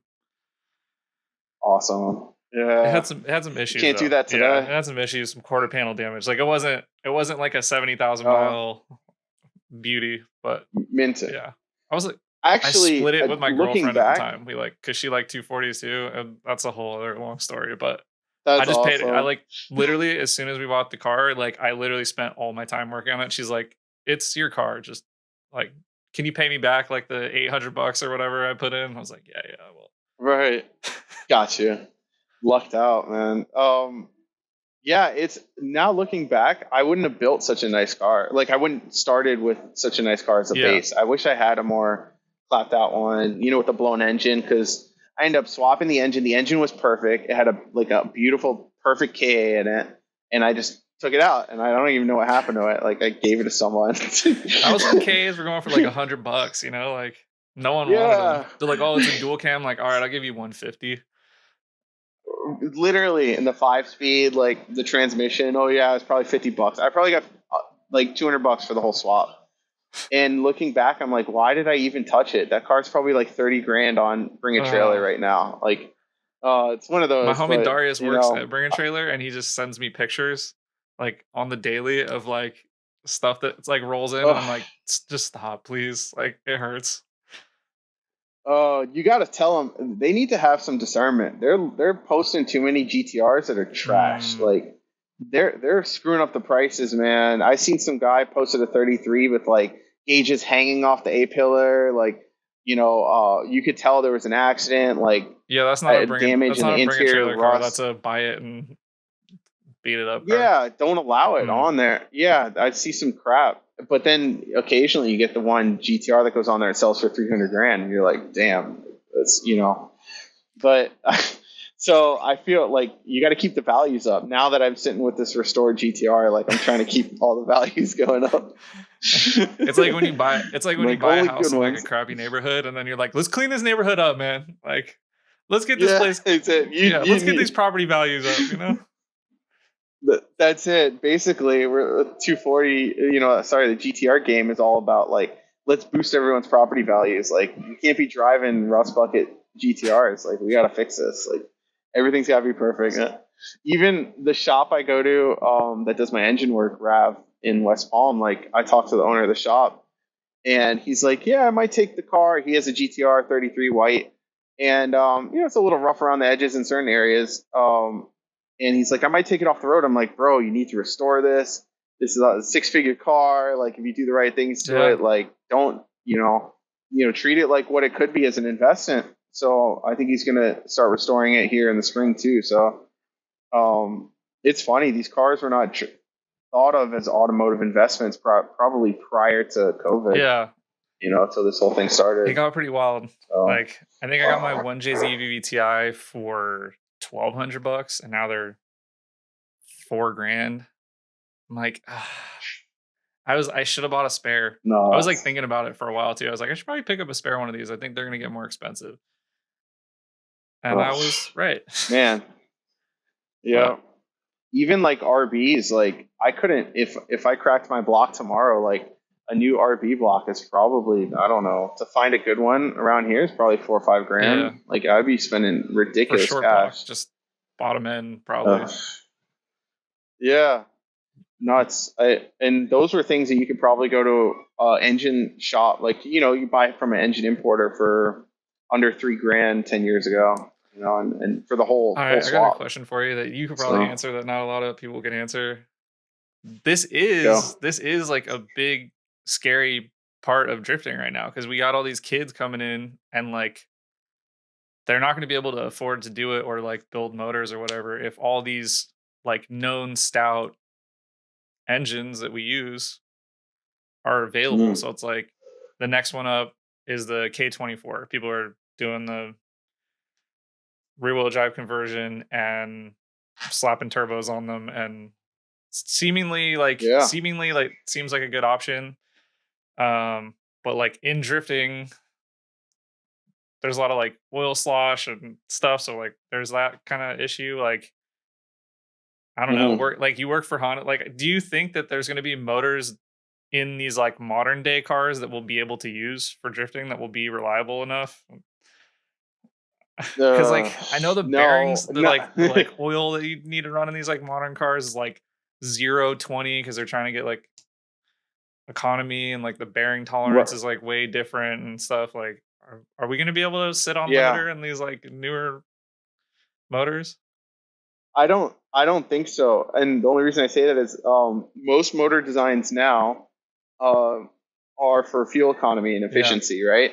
So they're designing an engine. Almost all of them are aluminum, a full aluminum. So aluminum block head, bottom end, everything. So they're all made out of alloy, which is inherently a little weaker. You want a nice, the really strong engines are iron block usually. So you have that. And then also they have things like very complicated oiling systems now for cooling to boost thermal efficiency. Obviously direct injection and oil squirters and the pistons. Like the robustness that was built into mid-90s Japanese engines doesn't exist anymore. So the safety factors that would have been built in at Toyota when they go to design, let's say, main bearing for a 2J, right? The Toyota engineer, the safety factor they would have applied would have been like probably 3x at least. So whatever the forces that would have been needed to work at normal, they're like, no, we need to be able to survive 3 times that or 4 times that. Now modern day engines will be designing to like 1.15 or 1.2 safety factor. So like 20% or 15% more than what's being applied. So you don't have that margin to sit there and just like off the limiter, to crank up the boost or, do anything like that. That's really a scary proposition, right? The K series for some reason has just turned into such a crazy engine that people are just finding like you can add tons of boost to it. You can rev the shit out of it. I saw Stuart Lease has a K24 with the and DCT a transmission. an R33 with the DCT. I'm so excited about this car once I see more, see it on the road. Like that might be the K series might be the next frontier. But even at my time in Honda, all the engines we were designing, I remember because I did the oiling system on the V6s, we had no baffles. So in the engine oil slosh was a big thing. We were running in 2011 or 2012, we were running, like you said, 0-20 oil, like really, really thin stuff for fuel economy. It was all for fuel economy. So the oils are all super thin. They have no baffling systems. The strainers are very simple. Like, you need to double check what you're getting into. If you want to go start drifting a certain car, or like you found an engine off of something, like break it down, because they're not building that robustness into engines anymore. It's very scary. So Honda might be. I think that's why the K20 is like such a good engine, is because just like the F series Hondas as well, those were designed at the tail end of this like Japanese over designing phase. So the K20 will have a lot of robustness built into it. The K24, those engines. So I think that's going to be the one to go for. Yeah. All right, cool. I'm gonna order like 100 of them. Well, I don't know if I could afford that. You might as well stock up, bro. Yeah, go find some blocks but isn't that such an expensive build? Like, you turbocharge a K24 that you got out of I don't know where to come out of, like a CRV or something like that. Yeah. Like, that's probably like engine long blocks, probably what, 2,500, $2,000. Right now, you can still get them for $1,000.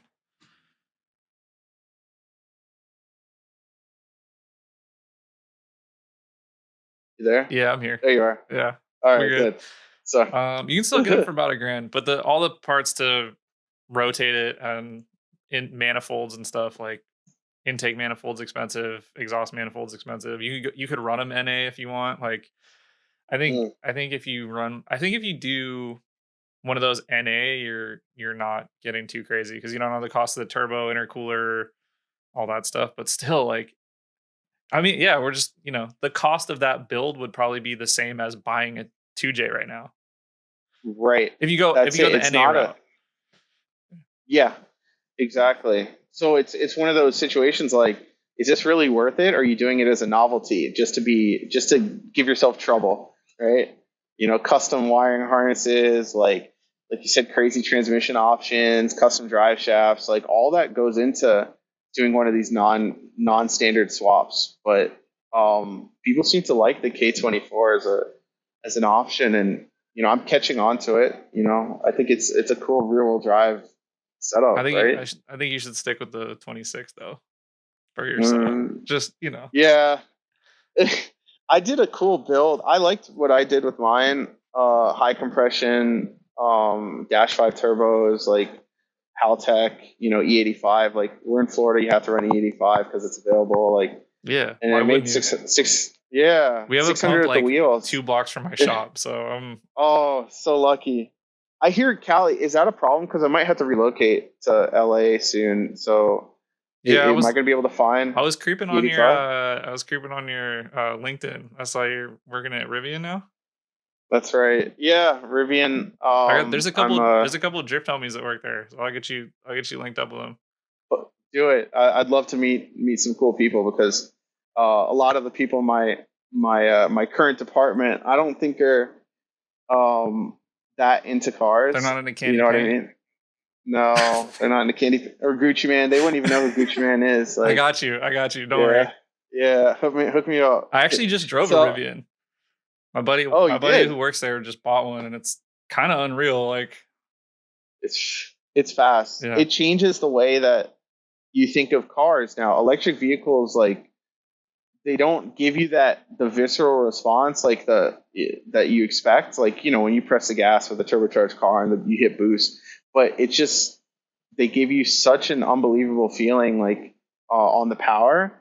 It's kind of unreal in a way. It makes you double check, like, what was I just doing there? Like, that thing really go 0 to 60 in like 3 seconds, and it weighs 7,000 pounds or whatever? Like, it doesn't make sense. It almost doesn't compute. I think we did like 0 to 120 in like a storm, pretty much. He let me drive it, so he's like, "You want to floor it?" I was like, "Yeah." Yeah. And I'm just like, I'm like looking around, like, is this really happening? And it's like quiet. It's, dude. Anyway. Nice. And you're in this like pickup truck rocket ship thing, and you're like, what is it the future?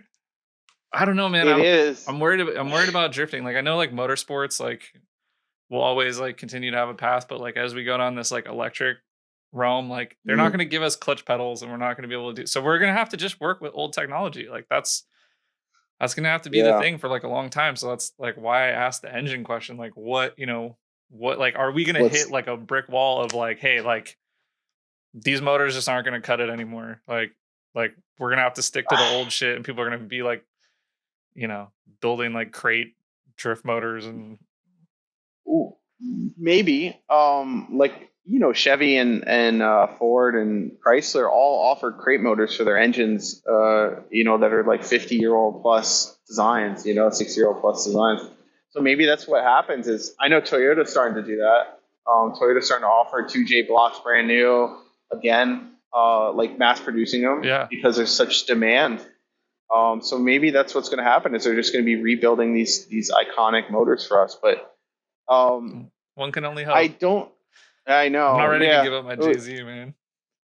It's hard to go full electric. Like the one thing I've noticed is the market is moving quicker than I was expecting. Like adoption of electric vehicles is becoming a lot more commonplace than I ever thought it would be. Did that fuel your jump, like to electric?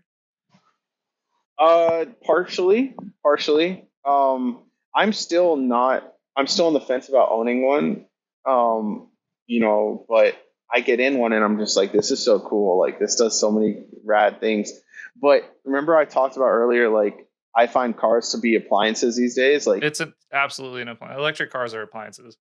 Exactly. The electric vehicle now is the absolute vehicle appliance in my eyes. Like there is no soul. Think about Tesla. What colors does Tesla come in? Like white. Like black, silver. That's it. Yeah, but it's like black, blue, red, and white or something. Yeah.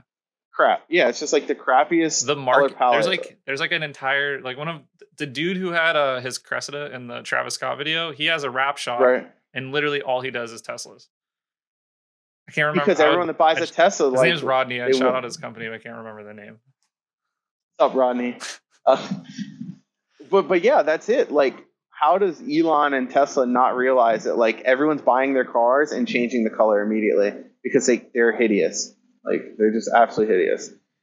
So until the electric cars like offer you the customization and the cool like unique ownership factors that gas cars do, I still think it's not going to be fully adopted. Like I also think that's why the like aftermarket like 90s car market is going through the roof because people are just like, this is the new stuff, like this is where we're going. Like nope, it's never gonna get better than this. I'm gonna spend money on this car. Like this is the car I want to be buried in, like, and I think a lot of people are making that decision. Right. Like this might be the last hill like that we're gonna stand on like as car enthusiasts, right? Yeah. We're gonna be those like, Mopar dudes at the coffee shop pulling up in all our with our jackets. Yeah, we're gonna have Mopar Fest 1979, something like that.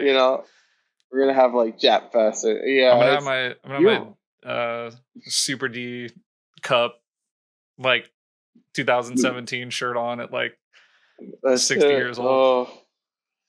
That's it. We're going down like this, bro. Yeah. I kind of understand it. Maybe, because we haven't seen anything come to market that's made me think like this could keep going.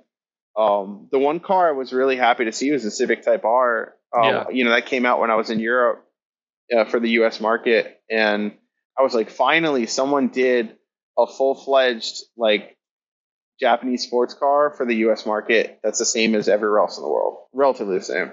Yeah, I think you could buy that motor as a crate motor. Oh, I didn't know that. Yeah. That's cool. Like Honda was like, that was like a big thing that they were like promoting when they put that car out, is you can buy that motor from Honda because it's designed to be like a track car. So like you should be able to buy a crate motor from them, not crate, but like essentially like the factory OEM motor, like with like accessories and everything ready to like swap in if you need to. And you can put it in other stuff, I guess, which would be a very cool swap, I think, for drifting probably, but who knows? That might be the one to go with right there. Someone's got to take one of those apart and see if you can add a DCT to it or something like that. But yeah, that was like the most recent car. And I remember when I was working for Honda, so 2013, the thoughts of bringing the Type R to the US was like, that was still in the early stages. So internally, they were having these discussions like, can the American consumer pay this much for a vehicle? emissions was a huge factor. Like Honda goes through when they bring a car out to the US, like there's years and years worth of thought and design and development that goes into that process. So they're thinking about the US customer, but I also think companies like Honda don't have the full picture of the enthusiast market. They really don't. That's why they think the SI, for instance, was okay. They thought the SI was enough, for the US market. Like, oh, that'll satiate their appetites. That's it. I don't know if it was like TikTok or what happened, but like stuff's gone crazy in the last like 2 years. Like I don't know what is like bringing all the kids, because there's like us and like people a little younger than us and a little older than us that were like in this is what we like, and then like the generation just after us like had nothing to do with it. They didn't even care about cars, and then like this youngest generation is all in, and it's like they're like, oh, like it's kind of coming back in a weird way. I like it. We need car enthusiast breeds people that are technically sound. It breeds mechanics, people good with their hands, engineers like me. When you start losing touch with like reality and all you see is like a TikTok, or I watched a video, or played a video, or watched someone play a video game, like you actually lose your I think one hand on reality. So I hope that the younger generation's like jacked up to get on jack stands and change their oil, right? If we end up in like a VR only racing world, I'm gonna be really sad. Super sad, man. That's why Zuckerberg, I think, is public enemy number one with this meta thing. Like he's gonna destroy the world. Everyone's gonna be like meta driving race cars, not actually. He wants us all to be on the spaceship in WALL-E. That's it. He wants us to be in the chairs and like, here's your soda, and I literally learned how to program because I watched WALL-E and I was like, no, I don't want to be the guy in the chair. I want to be the guy who like works on the chair. Like I don't want to be a part of this world where we're just like, I want to at least know how the chair works so I can modify it if need be, Absolutely. It's a huge skill. This one thing I wish I knew is programming. I don't know any languages. I need to get on that. I also listen to like the hardest gangster shit I can find when I'm like trying to get in the zone of programming. Doesn't be like working on this thing for somebody and it's just like, right. If you could hear these headphones, like, cause they're, I'm in like, whatever. What's the go-to? What's on shuffle on Spotify or on Apple Music? What are you listening to? Put me on. This one's weird, but lately I've been listening to like this like Russian shoegaze band. I can't remember. I don't even know what they're called, dude, because I can't fucking pronounce the characters. I don't know what the fuck they are. I'm just like that one. Oh, nice. So that's been my because like I don't know what they're saying, so it's not really like distracting. But like, I don't know. I listen to like a lot of bass shit, and of course, yeah, that's where I'm from. That's it. But I like Kendrick and all the other stuff too. Pretty much anyone from TDE I love. Are you more West Coast? So you're definitely West Coast rap vibes and East Coast. Like I'm down south, East Coast type. That's what gets my attention. I mean, I like a lot of New York stuff too. I don't know. I like everything. I don't know. I don't know like the deep cuts of like Florida. I don't know like the Florida rap scene very well. Oh, I was always like, did you ever go on like Dat Piff or like any of those mixtape websites? Yeah. I was like deep into the mixtapes. Like if something new came out, like I wanted to make sure I was listening to it like 2 to 3 months before anyone else. Like that had to be the way to go. So even in England, the only way I stayed like in touch with whatever the new music was or whatever the new sound in the US was always through like mixtape sites. Like it would never hit. It would take 2 years basically to get to England at that point. So I mean, sometimes it like the Bay stuff like wouldn't be popular in like states next to ours for like 2 years, Yeah. Like that even happens within the US. Like I'm sure like you only hear like the stuff that gets played, like now that like social media is a thing, like it kind of spreads way faster, but right. But even with music and cars, like I couldn't just do the base, the bare minimum. Like I always had to like dive into some crazy rap subculture, like to get my fix, what they were playing on BBC Radio 1 was not enough for me when I was in England. So As I had much to as you want dive to in. listen to a lot of Drake and, you know. Yeah. I was like, the- no, we need to. this I'm had with to you. go deep. I need the weird shit. Yeah, exactly. It keeps you like the variety is key for being creative, I think. For sure. Yeah. Or else it just kind of gets monotonous, and then you don't catch, like, especially you're probably programming, and if you hear the same Drake song like 75,000 times, you're probably just like, oh, I'm bored. Like, my creative juices aren't flowing. Like, I don't, it doesn't work. Yeah, right? I'm gonna pull a Toto and chuck my headphones. That's it. Throw him. Yeah. Oh God. Yeah. He's turned into quite a character on TV. So you watch the races then? You watch Formula One right now? Yeah. Time zone's not an issue because West Coast is very difficult. I just delete Instagram off my phone until I watch the race because like you like wake up in the morning and check. Too many times I've like woken up in the morning and it'll just be like winner, and you're like motherfucker. Like I was literally just gonna go watch it, like well I guess I'll see how it happens, and then you watch the race and it's like super obvious like from the beginning of the race. You're like, all right, well this is gonna. This is a snooze fest. I might as well go to sleep. Yeah.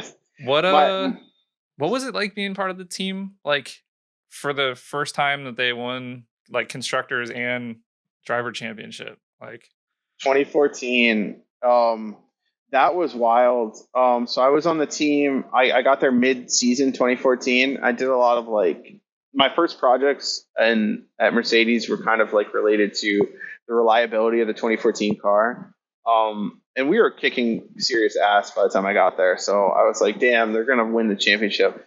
But that first day, like that first Monday that we came in after we won I think we clinched the championship in, it was early. It was pretty early in the season. Anyways, that next Monday, it was just like, this is wild. Like we were popping champagne in the office, like corks flying up to hitting computer monitors, like bottles. Like when I tell you, we brought into the design office, the DO, like cases of champagne, like not just like 10, 12, 15 cases at 9:00 in the morning. We were shit faced. Like we were just all of us shit faced. They're like, hey, we're at parties all through the day. We have more champagne at lunch. The drivers come in, speak to us. Like, it was one of those days. Like, it was the most euphoric, probably the most euphoric I've ever been in a professional setting ever. Like, because you think like I'm an engineer, but we're also a sports team. So like you're celebrating like I just won a championship, like I won the NBA championship or something like that. We're going crazy.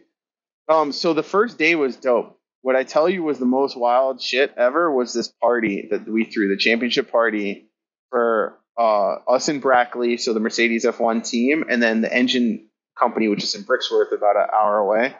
We threw this joint party in Milton Keynes, down the street from Red Bull, huge at this convention center. It was the most wild party I've ever been to. It was still to this day my favorite championship party. Like black tie, all you can drink, all you can eat. We had crazy musical guests. Like, it's a party. It was like a party for 2,000 of your closest friends, and just huge, no expense spared. And that night, I kind of sat there and I was like, this is the greatest shit ever. Like all the trophies, the car. Like I have photos from it. I think I have a photo I took from on my Instagram, which we weren't allowed to take photos, but I break rules, so I took it and I was like, yeah, I hold that memory really close to me. 2014, the championship party was just like unlike anything else, that I've ever felt. You're like, I arrived. That's like, I reached my dream.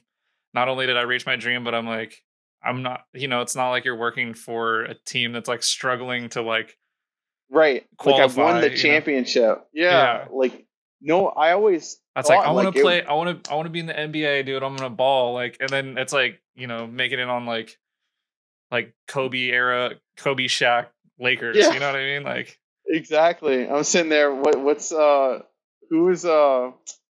God, I was trying to think. Kobe Shaq, and who was the guy that came off the bench that was like a movie star? God damn it. On that Lakers team. I was like, yeah, I don't know. Karl Malone was on one of those teams too. Like, I'm like Karl Malone, 6-man. Like, I'm just like, whoa, I'm here. Like, we just won the championship. Like, Kobe's MVP. Like, crazy. You know, our Kobe was Lewis Hamilton. Like he was, and Shaq was Nico Rosberg. Like it was just such a crazy team. The team dynamic was nuts.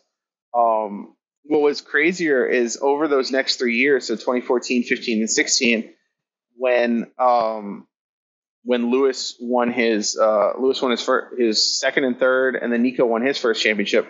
There was just like this massive battle internally between which driver the team wanted to win more. Some mechanics were like, "Oh, we're Nico guys." Other mechanics were like, "No, we're Lewis guys." It was this big battle. It was nuts. So yeah, that was kind of a crazy thing to be a part of. 2016 was a very tough year internally because the cars, we just kept crashing into each other on purpose. Nico hated Lewis. Lewis hated Nico. Like they're just gonna kill each other until And you're just the at end of home the season. no, No, stop it. exactly. You just sit there and throw your hands up. At this point, we didn't care because as long as we won our constructors championship, I got my bonus in January. Like that's groovy. Like it's all good. I wanted to stop you for a sec because it seems like my battery's running low and I forgot to plug in.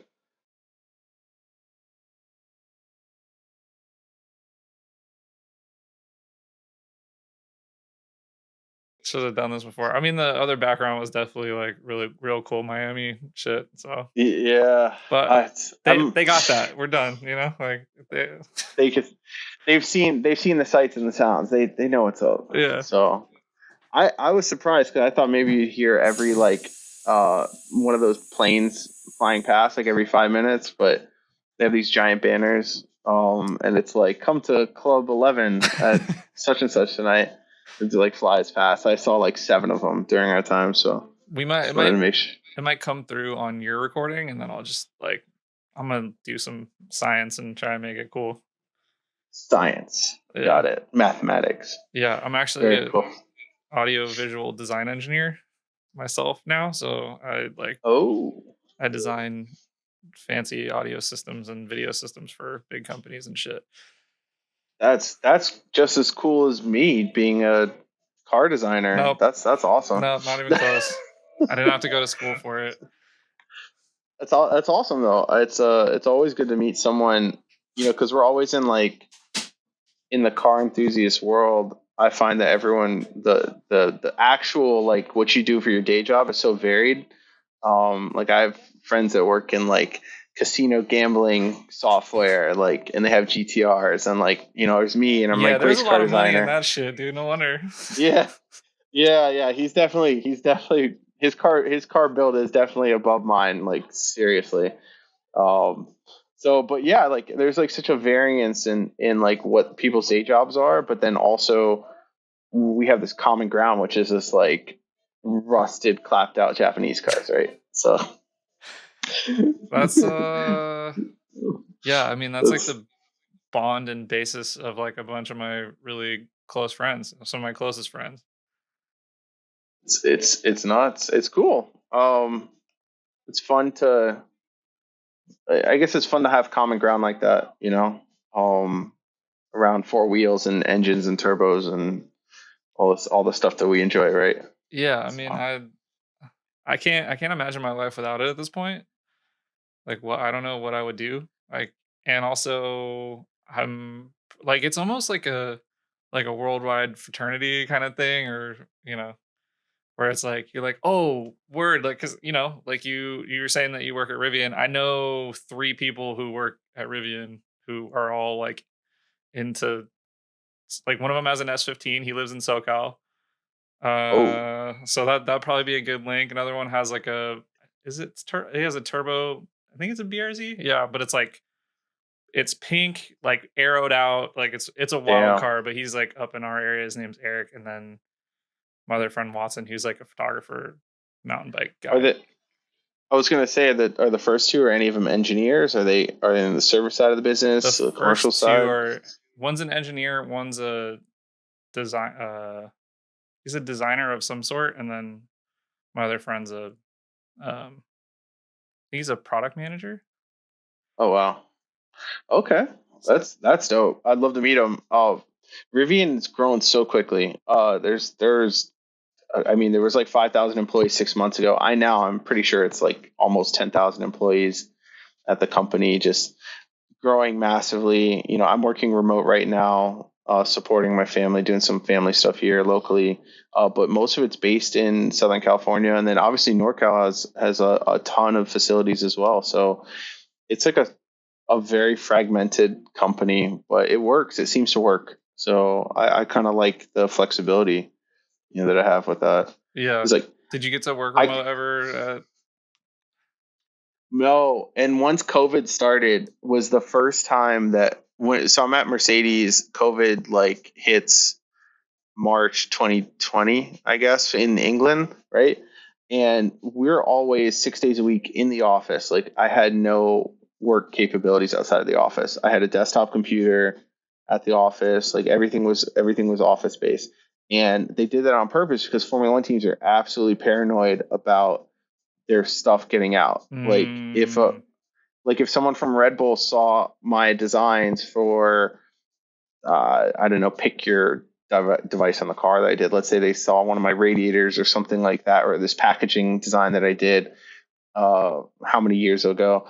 If they would have saw that, they would have been like, shit, like that's a great idea. We need to put that on our car. And everyone copies everyone in Formula One. Like as soon as the first race happens, like we're all copying each other's shit. But it's the truth. But you want to make sure they have as little time as possible to copy. So if I show you, let's say I show you the test results like 3 months in advance of the final, like you have 3 months to like develop your process to be able to take the final. But if I show you the test results like a week before, like you have that much less time to come up with a solution, that matches my stuff. So we're all aware of it, and that's why everyone keeps all their stuff in F1 super super secret until the first race, and then once the first race, it's kind of open season at that point. Yeah. So because of that, yeah, we had no remote working capabilities. Like Mercedes was just not. There was no capabilities, and I think to this day they're still forcing them to go back into the office. But so the sport shut down, and a lot of us had laptops. Like what they did is they actually sent us home with our desktop computers. So they're like, here's your desktop, like log in, like plug it in at your house, like here's your screen. So we had these like, we lived in small flats in England, and like we got these massive screens and big computers. Like my flatmate worked at Mercedes, he was in Aero as well. And we had just like our house just became like a server center as we're sitting there just like trying to avoid COVID, like, but still crank out this car, like, Wow. and bust ass. It was super difficult, man. Does Lewis blame you specifically for leaving? No, he's like, you left, no, dude. What is this? Right, and then they lose. No, I made that joke. I make that joke to everyone that like, look what happens. I leave, and then Red Bull starts kicking ass. But I've been holding on to that wasn't. joke pretty much like since the beginning of this podcast, and I was like, when am I gonna drop? I was like, I'm gonna vet him out. I'm gonna see if he's gonna laugh at that or just be like, come on, man. But I'm happy. Oh my God. I'm happy he thought the same.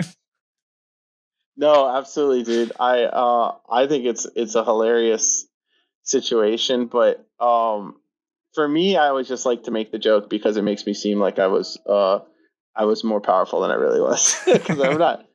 Yeah. It's not all me. It's so many. Like we had I don't know, designers, probably 100 actual vehicle designers, and we had vehicle dynamicists, aerodynamicists, aero designers.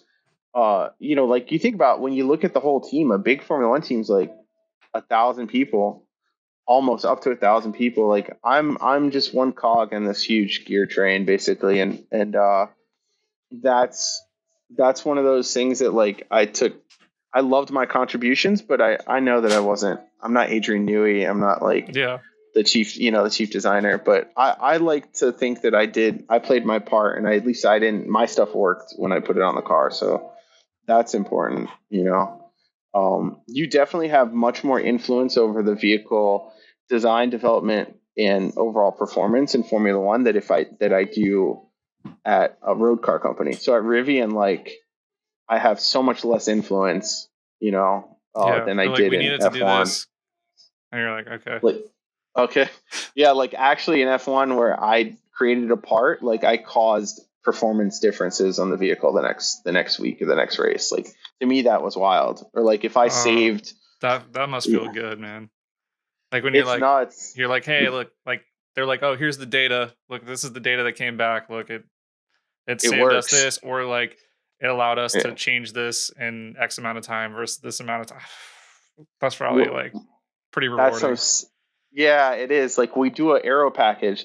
That's the coolest stuff is like I'd work on a big aero package with me and the other guys in my department, and we'd be busting ass to push this like huge aero package out for, let's say, Barcelona, which is one of the huge, that's the start of the European legs of the championship. And it would be literally every panel on the vehicle would change, like the nose, the front wing, so all the flaps, the floor, the barge boards, the body, the side pods, the rear wing, everything would change on the car. So like I would do my part, this guy does his part, this girl does her part, and then we put our stuff together, and the total sum of it is supposed to be, let's say, 2.5 tenths of average lap time. When we come to that track and all of our parts go together, and we end up, getting on pole by like 3 or 4 tenths, we're just like, damn, that's the difference right there. Is like the stuff that we just did for the past month. Like that's why we won this race. It's because like Unreal. we did it. It's nuts. Yeah. Milliseconds. Everything's in milliseconds when it comes to racing. So, we're just trying to shave off time everywhere. So it's nuts. Yeah, nothing like us. I like doing like toe plates and I'm like, yeah, like it's like a 1/4 inch toe out in the front, yeah, whatever. Like drifting so like archaic when it comes to, I mean, maybe not on like the pro level, but like we're all just fucking around. Like It's but it's the same principle, right? Like you said, when you take out 2 psi of tire pressure, or like you adjust your caster angle, your camber, or something like that, you do these small changes. Like those same changes are what the race engineers do at a racetrack for an F1 car. They're no different. Suspension setup changes, damper settings, spring rates, all that kind of stuff it's all, the difference is in F1, it's all predetermined by simulation. So we'll simulate the car going around the track like thousands of times and try every spring rate, every ride height combination, every damper combination, whoa, I didn't different. know that. Yeah, everything's simulated. It's all, Formula One is a simulation war. That's where it really starts. So by the time we get to the track, the race engineers already have this. They have the setup sheet. It's already ready to go. They're like this They spring know, rate in the front, like this throw it ride on the height, car. this tire pressure, go out. Exactly. So by the time you go out for FP1 in Formula One, like everything, they're all known quantities. Everything has been set and developed so that we have a known base performance level. And then from there, the driver might be like, hey, I don't have enough front grip. Hey, I don't like this rear wing setup. Like the aero balance is off. But that's off driver feel. But like we'll get him into the dance just based off simulation. So it's pretty nuts. Yeah, how that all comes together. That's pretty cool, honestly. For an engineer, it's like a huge, I don't know, it's like a nuts experience to be a part of and see all of it come together. That simulation includes my aero parts, right?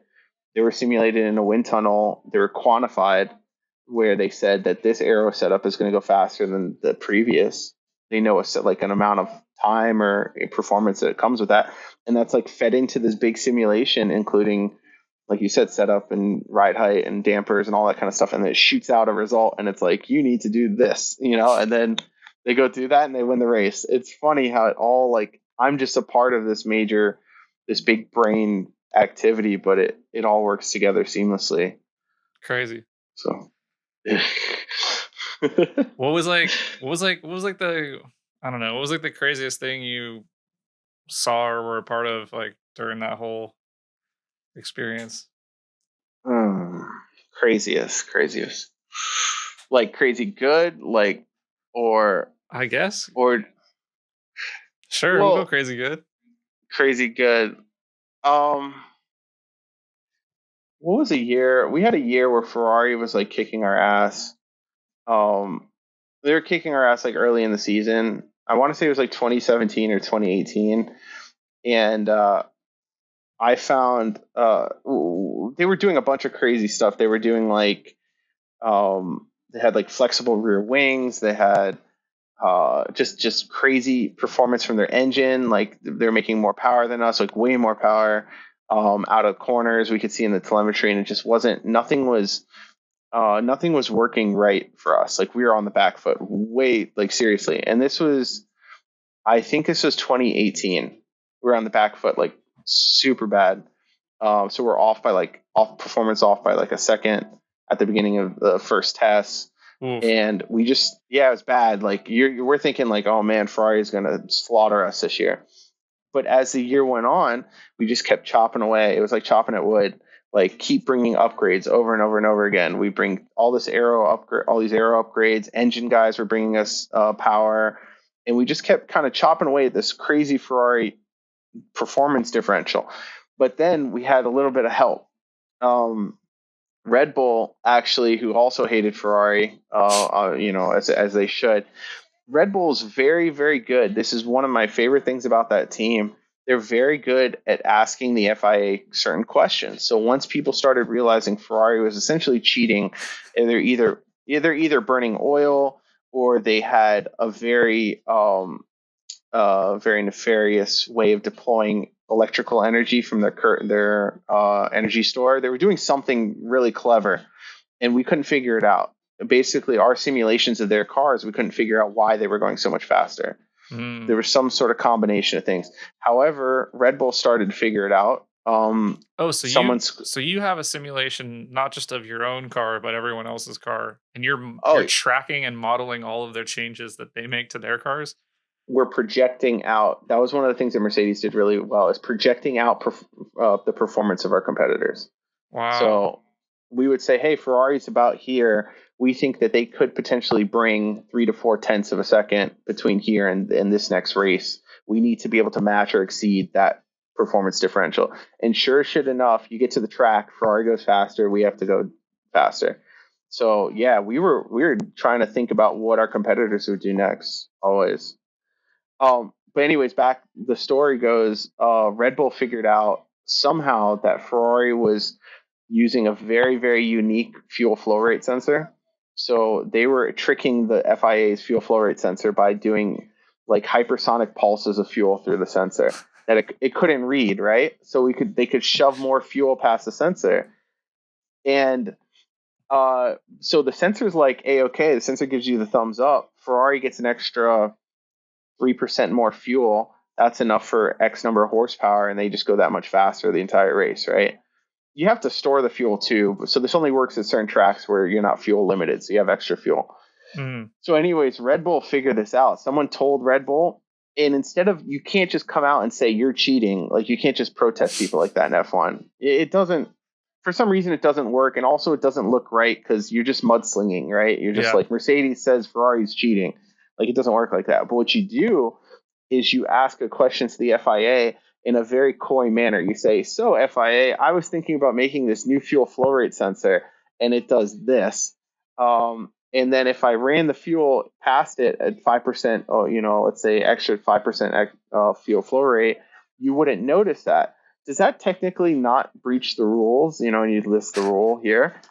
And then you wait for them to respond, and they'll respond. They respond. It's just as you expect on an email with like every leader of every team CC'd on it. So it's like Toto, like Christian Horner, like Ferrari guy, McLaren guy, like everyone's on this email. And it's like the head of the FIA, and he's like, we've responded to your inquiry. And the inquiry is like, no, this is illegal. You will be banned or something. So then the rest of us who aren't Ferrari basically go back, and we have smug faces on, or like, he, we caught you. And then the next race, who goes slower? Well, Ferrari goes slower because they turned off their little trick switch or whatever that they were using in their fuel flow. So that's how the teams like trick each other. It's really funny stuff. It's fun to be around. So that was one of those like super cool situations where like we did, as designers of the car, we did as much as humanly possible within the rule set to go faster the whole year. And man, we were drained. We were like the end of the year, I just remember like not wanting to talk to people. I was just physically drained because we were just pushing parts out every day. Every race we had new parts. But so we did that. We made this really fast car, and at the same time, we also caught Ferrari cheating. Well, Red Bull and us also caught Ferrari cheating, and that was enough for us to kind of like get past them and win the championship that year. So it was fun. Yeah, that was a cool one. 2018, I'm pretty sure. Yeah. What about the adjustable toe? Like when I saw that, I was like, damn, Oh, that's genius. that's cool. That was. I was there for all of it. Damn. Do I want to drop this bombshell? You Oh don't have man, to. I think I might have to. Yeah, we're gonna do it. So that development DAS, as they call it. I forget what the internal. We had an internal designation for DAS that wasn't DAS. It was called something else that we knew it as. But it's dual axis steering. Basically, it's a very, very intricate hydraulic device within the front of the vehicle that allowed the driver to steer left and right, but then also independently adjust toe in and out using the steering wheel. And it weighed a lot, and they were using it for various reasons. Like, we weren't using it in the race per se. It was more for tire prep. So they were using it for quality laps, right? Like getting the temperature range of the tires. So you basically go super toe in, or super toe out, depending on how you wanted to use it, and you're achieving a certain front tire temperature and pressure level that would allow you to get extra grip, or and it would prep the tires. You get this perfect quality lap or perfect out lap, and you go 2/10 faster, let's say 3/10 faster, just a hypothetical. The difference with DAS though was it weighed a lot. I remember it being like 5 kilos or something absurd. So they were almost like, we had all this performance in hand, and then the teams were like trying to protest whether DAS was legal or not. But the team internally didn't give a shit, because they were like, ban it, we'll take it off. We already developed a normal steering rack. So they already had a base model steering rack ready to go. That was the Mercedes way, is like, if we ever did anything that was gray area, there was always Backup plan. a plan B. Plan B was always ready. It's in the box. Like, just throw plan B on the car. You want to say no to that? Like, we weren't getting disqualified over it. So they never banned it. But in reality, the team was probably super fine with them taking it off the car, because it would have saved us a lot of weight, and weight is time as well. So we would have gone just as fast without it, probably. Oh, but DAS was a cool project, because the beginnings of DAS, the embryonic state of it, actually came as a development from engineers that left Lotus or Renault at the time, and they moved to Mercedes when Renault almost closed up. So the Lotus team like almost folded. All their guys just started jumping ship, and we got like 2 or 3 mechanical designers that came from Renault, and they what they brought was this rad asymmetric steering system. So they brought this like asymmetric steering rack idea, and it might have been all in their heads. Like, they just like, no, we can recreate this. Like, it never made it on the car at Renault, but Mercedes had enough money and resource to develop it. So we bring the steering rack, they bring this over, they develop it. And then we actually put it on the car at like a Friday session, and no one caught it. This was, I don't know what year, 2016, 2017, some years ago. So they put this like it's not illegal, but just like very unique steering system that was really complicated, power steering rack and all that kind of stuff on the car. We drove it, we proved it out, but they never raced it. So that was done like 3 years prior to DAS actually making it to the car. And then over those next couple of years, because Mercedes had so much resource and R&D power, that we could just keep developing different steering racks and different adjustments and using it different ways. And then 2020 comes, and they tossed it on the car, and everyone's just like, whoa. But like, that was 4 years of development to bring that to the car, and it was in a totally different guise than it started, which is probably one of the cooler parts about it. So, Yeah, man. I mean, so innovation, right? Like, I love. that's a real hot take. No one has any of that info. So there you go. We are not financial advisors. No, exactly. This never happened on a Formula One track ever. Yeah. Yeah, I don't know which that is. Oh man. Yeah. Damn. Yeah. See, like, it's really cool to me that we have this, like, I don't know, like, I was talking to Billy about having you on the podcast and stuff, and I'm just like, there's people who in F1 who like care about drifting and think drifting's cool. Like, I don't know. It's just like it's drifting to me still feels like this, like, I don't know, like trashy, like, you know what I mean? No, Like, you got F1 that's so like, you know, you know what gentlemanly and like elite, you know? And I was like, I feel like it it is. F1 was super elite and very snobbish while I was in it. And you realize that there was like certain parts of Formula One that I didn't even feel comfortable in, if I'm honest. You know, like I said, down South Florida boy with my gangster music. Like Gabe doesn't fit in this portion of F1.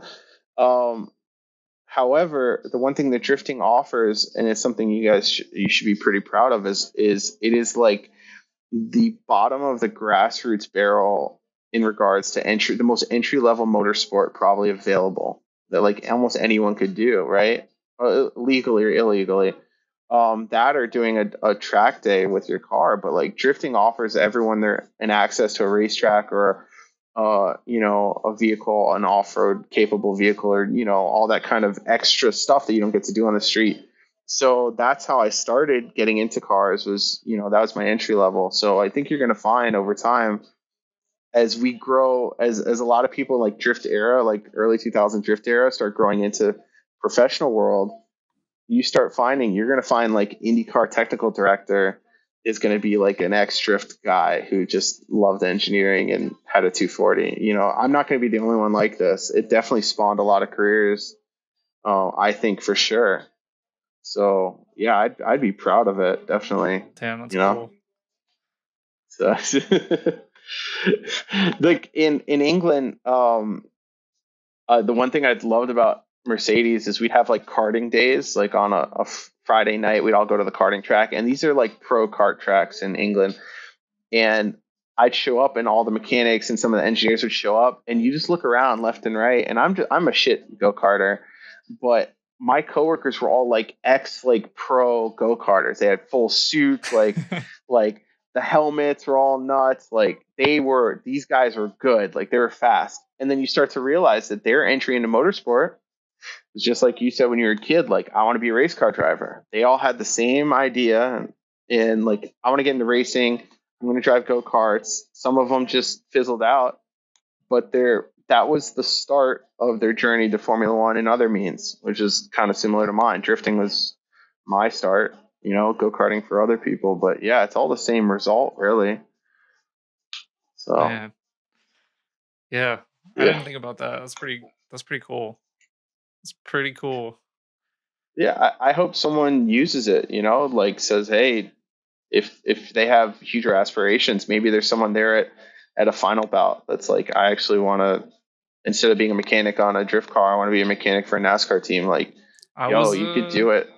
my friends my friend Sally runs TCA, which is like touring car or something. I don't know, whatever. Anyway, they go around with IMSA in the US. Mm-hmm. It's like the lowest, not the lowest tier. It's like there's like Spec Miata and like TC. I don't know where they stack up. I'm an idiot when it comes to actually racing stuff. But they was like they're part of a team actually out of Florida. Oh, They're from Arizona, but their team's from Florida. I think it's like VGMR. Anyway, they run a TCR car, and their crew, like two of the dudes, had like knew of drifting and like knew of animal style, or one of the guys knew of oh, animal style, and the other one had been to a final bout because he lives in Wisconsin. And I'm like, whoa. what? Like this, like these crew guys who like are going around with like this like touring car class, like they're into like I don't know, man. It just feels like I love that like the younger generation is going to make drifting not this like weird motorsport thing with like, Mm-hmm.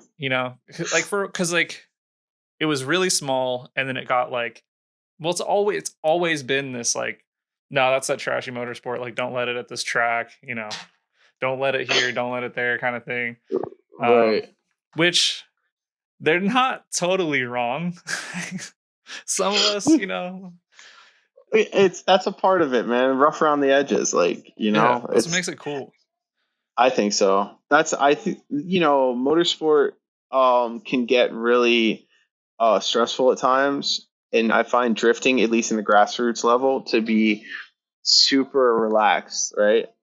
Like you go to a drift event, and even if there's like no tandems, it's just like, hey, there's an open track there, and you want to go, just burn some tires. Like it's usually super relaxed. Everyone's helping each other out. Someone breaks a part, they bring it to another car, or they got spares or whatever. That reminds me of club racing in motorsport, like SCCA, where it's like it's very kind of friendly but still competitive, and at times that's missing from top tier motorsport. Is that like the ability to be kind of friendly and have a good time? Yeah. Formula One is not a friendly place. It's a very it's a very stressful environment, and like I want to say that that's everyone. not surprising, Sure, but yeah, also they're like just it probably isn't said super often. right. It's Everyone probably gets this, like you said, glitz and glamour. You're watching a lot of interpersonal stuff on Netflix, but it's a super stressful environment to be around, and there's no playtime. You go to the track, like everyone's zoned in. Like there's very little bullshitting and like, oh, let's Mm. go have a beer in the paddock in between sessions. Like, no, there's none of that. There's zero. Like you're freaking working, you're smashing your keyboard and doing simulations in Excel spreadsheets the whole time, or parts are breaking, and like there's just no time for fun. So part of that lets you kind of lose the love for it after a while. I think it's kind of what I did after 6 years. I was like, yeah, this is just more stress than it is fun, and I won all them damn championships. Like, how many more am I supposed to win? Like, so that's kind of what turned me out of it. But I think why I'm falling in love again with cars is like having that, like you said, that therapeutic wrenching session, or like hang Yeah, out with your buddies at the freedom of car. expression, and Yeah, doing building a car on the side that has there's no purpose besides looking cool and sounding loud, right? yeah, hell yeah. That's it. So yeah, it was a great thing to be a part of, though. So I'm happy to hear that like you and so many others are huge fans of it. Yeah, man, you'd be surprised. Like, all the pros, the guys from Proceed, so uh, like Josh and Shot, like they watched F1 like religiously, and so Cool. those are The like one OG thing. Risky Devil guys that I'm sure you would know that Oh name. yeah. Oh, Yeah, for sure. they're like all in, Yeah. so I'm sure they'll watch this. Shout out. That's awesome. Risky Devil guys, man. I just tried to be like you guys when I was building my 240. So Right? yeah, I hope they see this. Yeah. They will. The Chicago crew was like, they were heavy. Those are the dudes on like Grip. Was it Grip Gambler? There was a bunch of Yeah, dudes out there, and yeah, yeah. right. Man, those 240s were hard as hell. And they had an Altezza as well Mhm. up there. Like that was that was the style that like I was trying to emulate. That I loved. So that's cool stuff, man. Yeah, shout out to them. It's all interconnected. It is definitely interconnected. Um, yeah, man.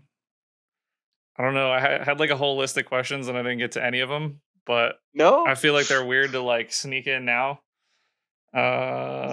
you could I toss a feel few like I cool feel like ones. I got I actually feel like I got most of them out like just through conversation now that I look through them. So that's cool, man. Awesome. I'm happy. We could do this. We could do this as many times as you want. Yeah, I There's a think lot of stuff I didn't get to. for sure. So I think there's a lot here. And it'd be cool maybe to do one with like you and maybe somebody you would want to talk to from drifting. I want to like kind of do a couple more of those where it's like three people and like maybe I just mediate like the whole thing. That'd be kind of sick. Maybe one of the Risky Devil awesome. dudes. Like that'd be kind of sick. That would be cool. Yeah, I'd have a ton of questions for them. Just on like the era and the style, and like I'm sure if they like F1, like we could do that. That would be awesome. Awesome conversation. I'll link you guys up. Let's do it. Yeah, man. This was so much fun. This is really cool. You're a legend, dude. Thanks for doing this. I don't know like how many. You said you've done podcasts before. You're natural. You're good at this. So I'll have you back anytime. Awesome. Yeah, the podcasts, the most of the ones I get are like F1 specific for students that want to get into the sport.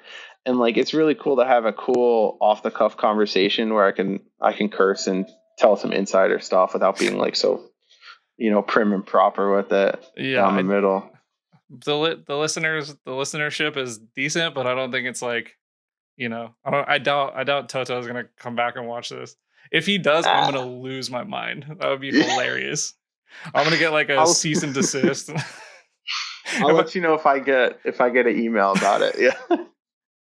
I don't know how much reach this even has. So I mean, hey, who knows? I know that they're always looking out for me because they thought I was the thorn in the team side for a while, but speaking out and stuff because I had a decent presence on the internet, and I got asked to do interviews. I did a Miami Herald article, and I remember doing it against the wishes of the team, but I did it because I knew there would be a kid who would read the article and get inspired and want to go be an F1. And sure as hell enough, I had 2 kids from Miami read the article, and they're both in England right now doing their masters. So I love I had to do it. Yeah. And they're gonna get talent out of that. They're gonna get talent out of that. Someone on the grid is going to get some really hardworking Americans to design a Formula 1 car someday from them. So yeah, and I had to kind of just speak up regardless. F1 hates having people change the media narrative, or speak outside of the team's media directive or narrative, unless the comms director says it, or Lewis or Toto or Valtteri say those comments, they don't want anyone else speaking. So I was always like, nah, I'm gonna say something. So, damn, no more Americans in here. No more. They're done. They're done with them from South Florida for sure. We're off the list.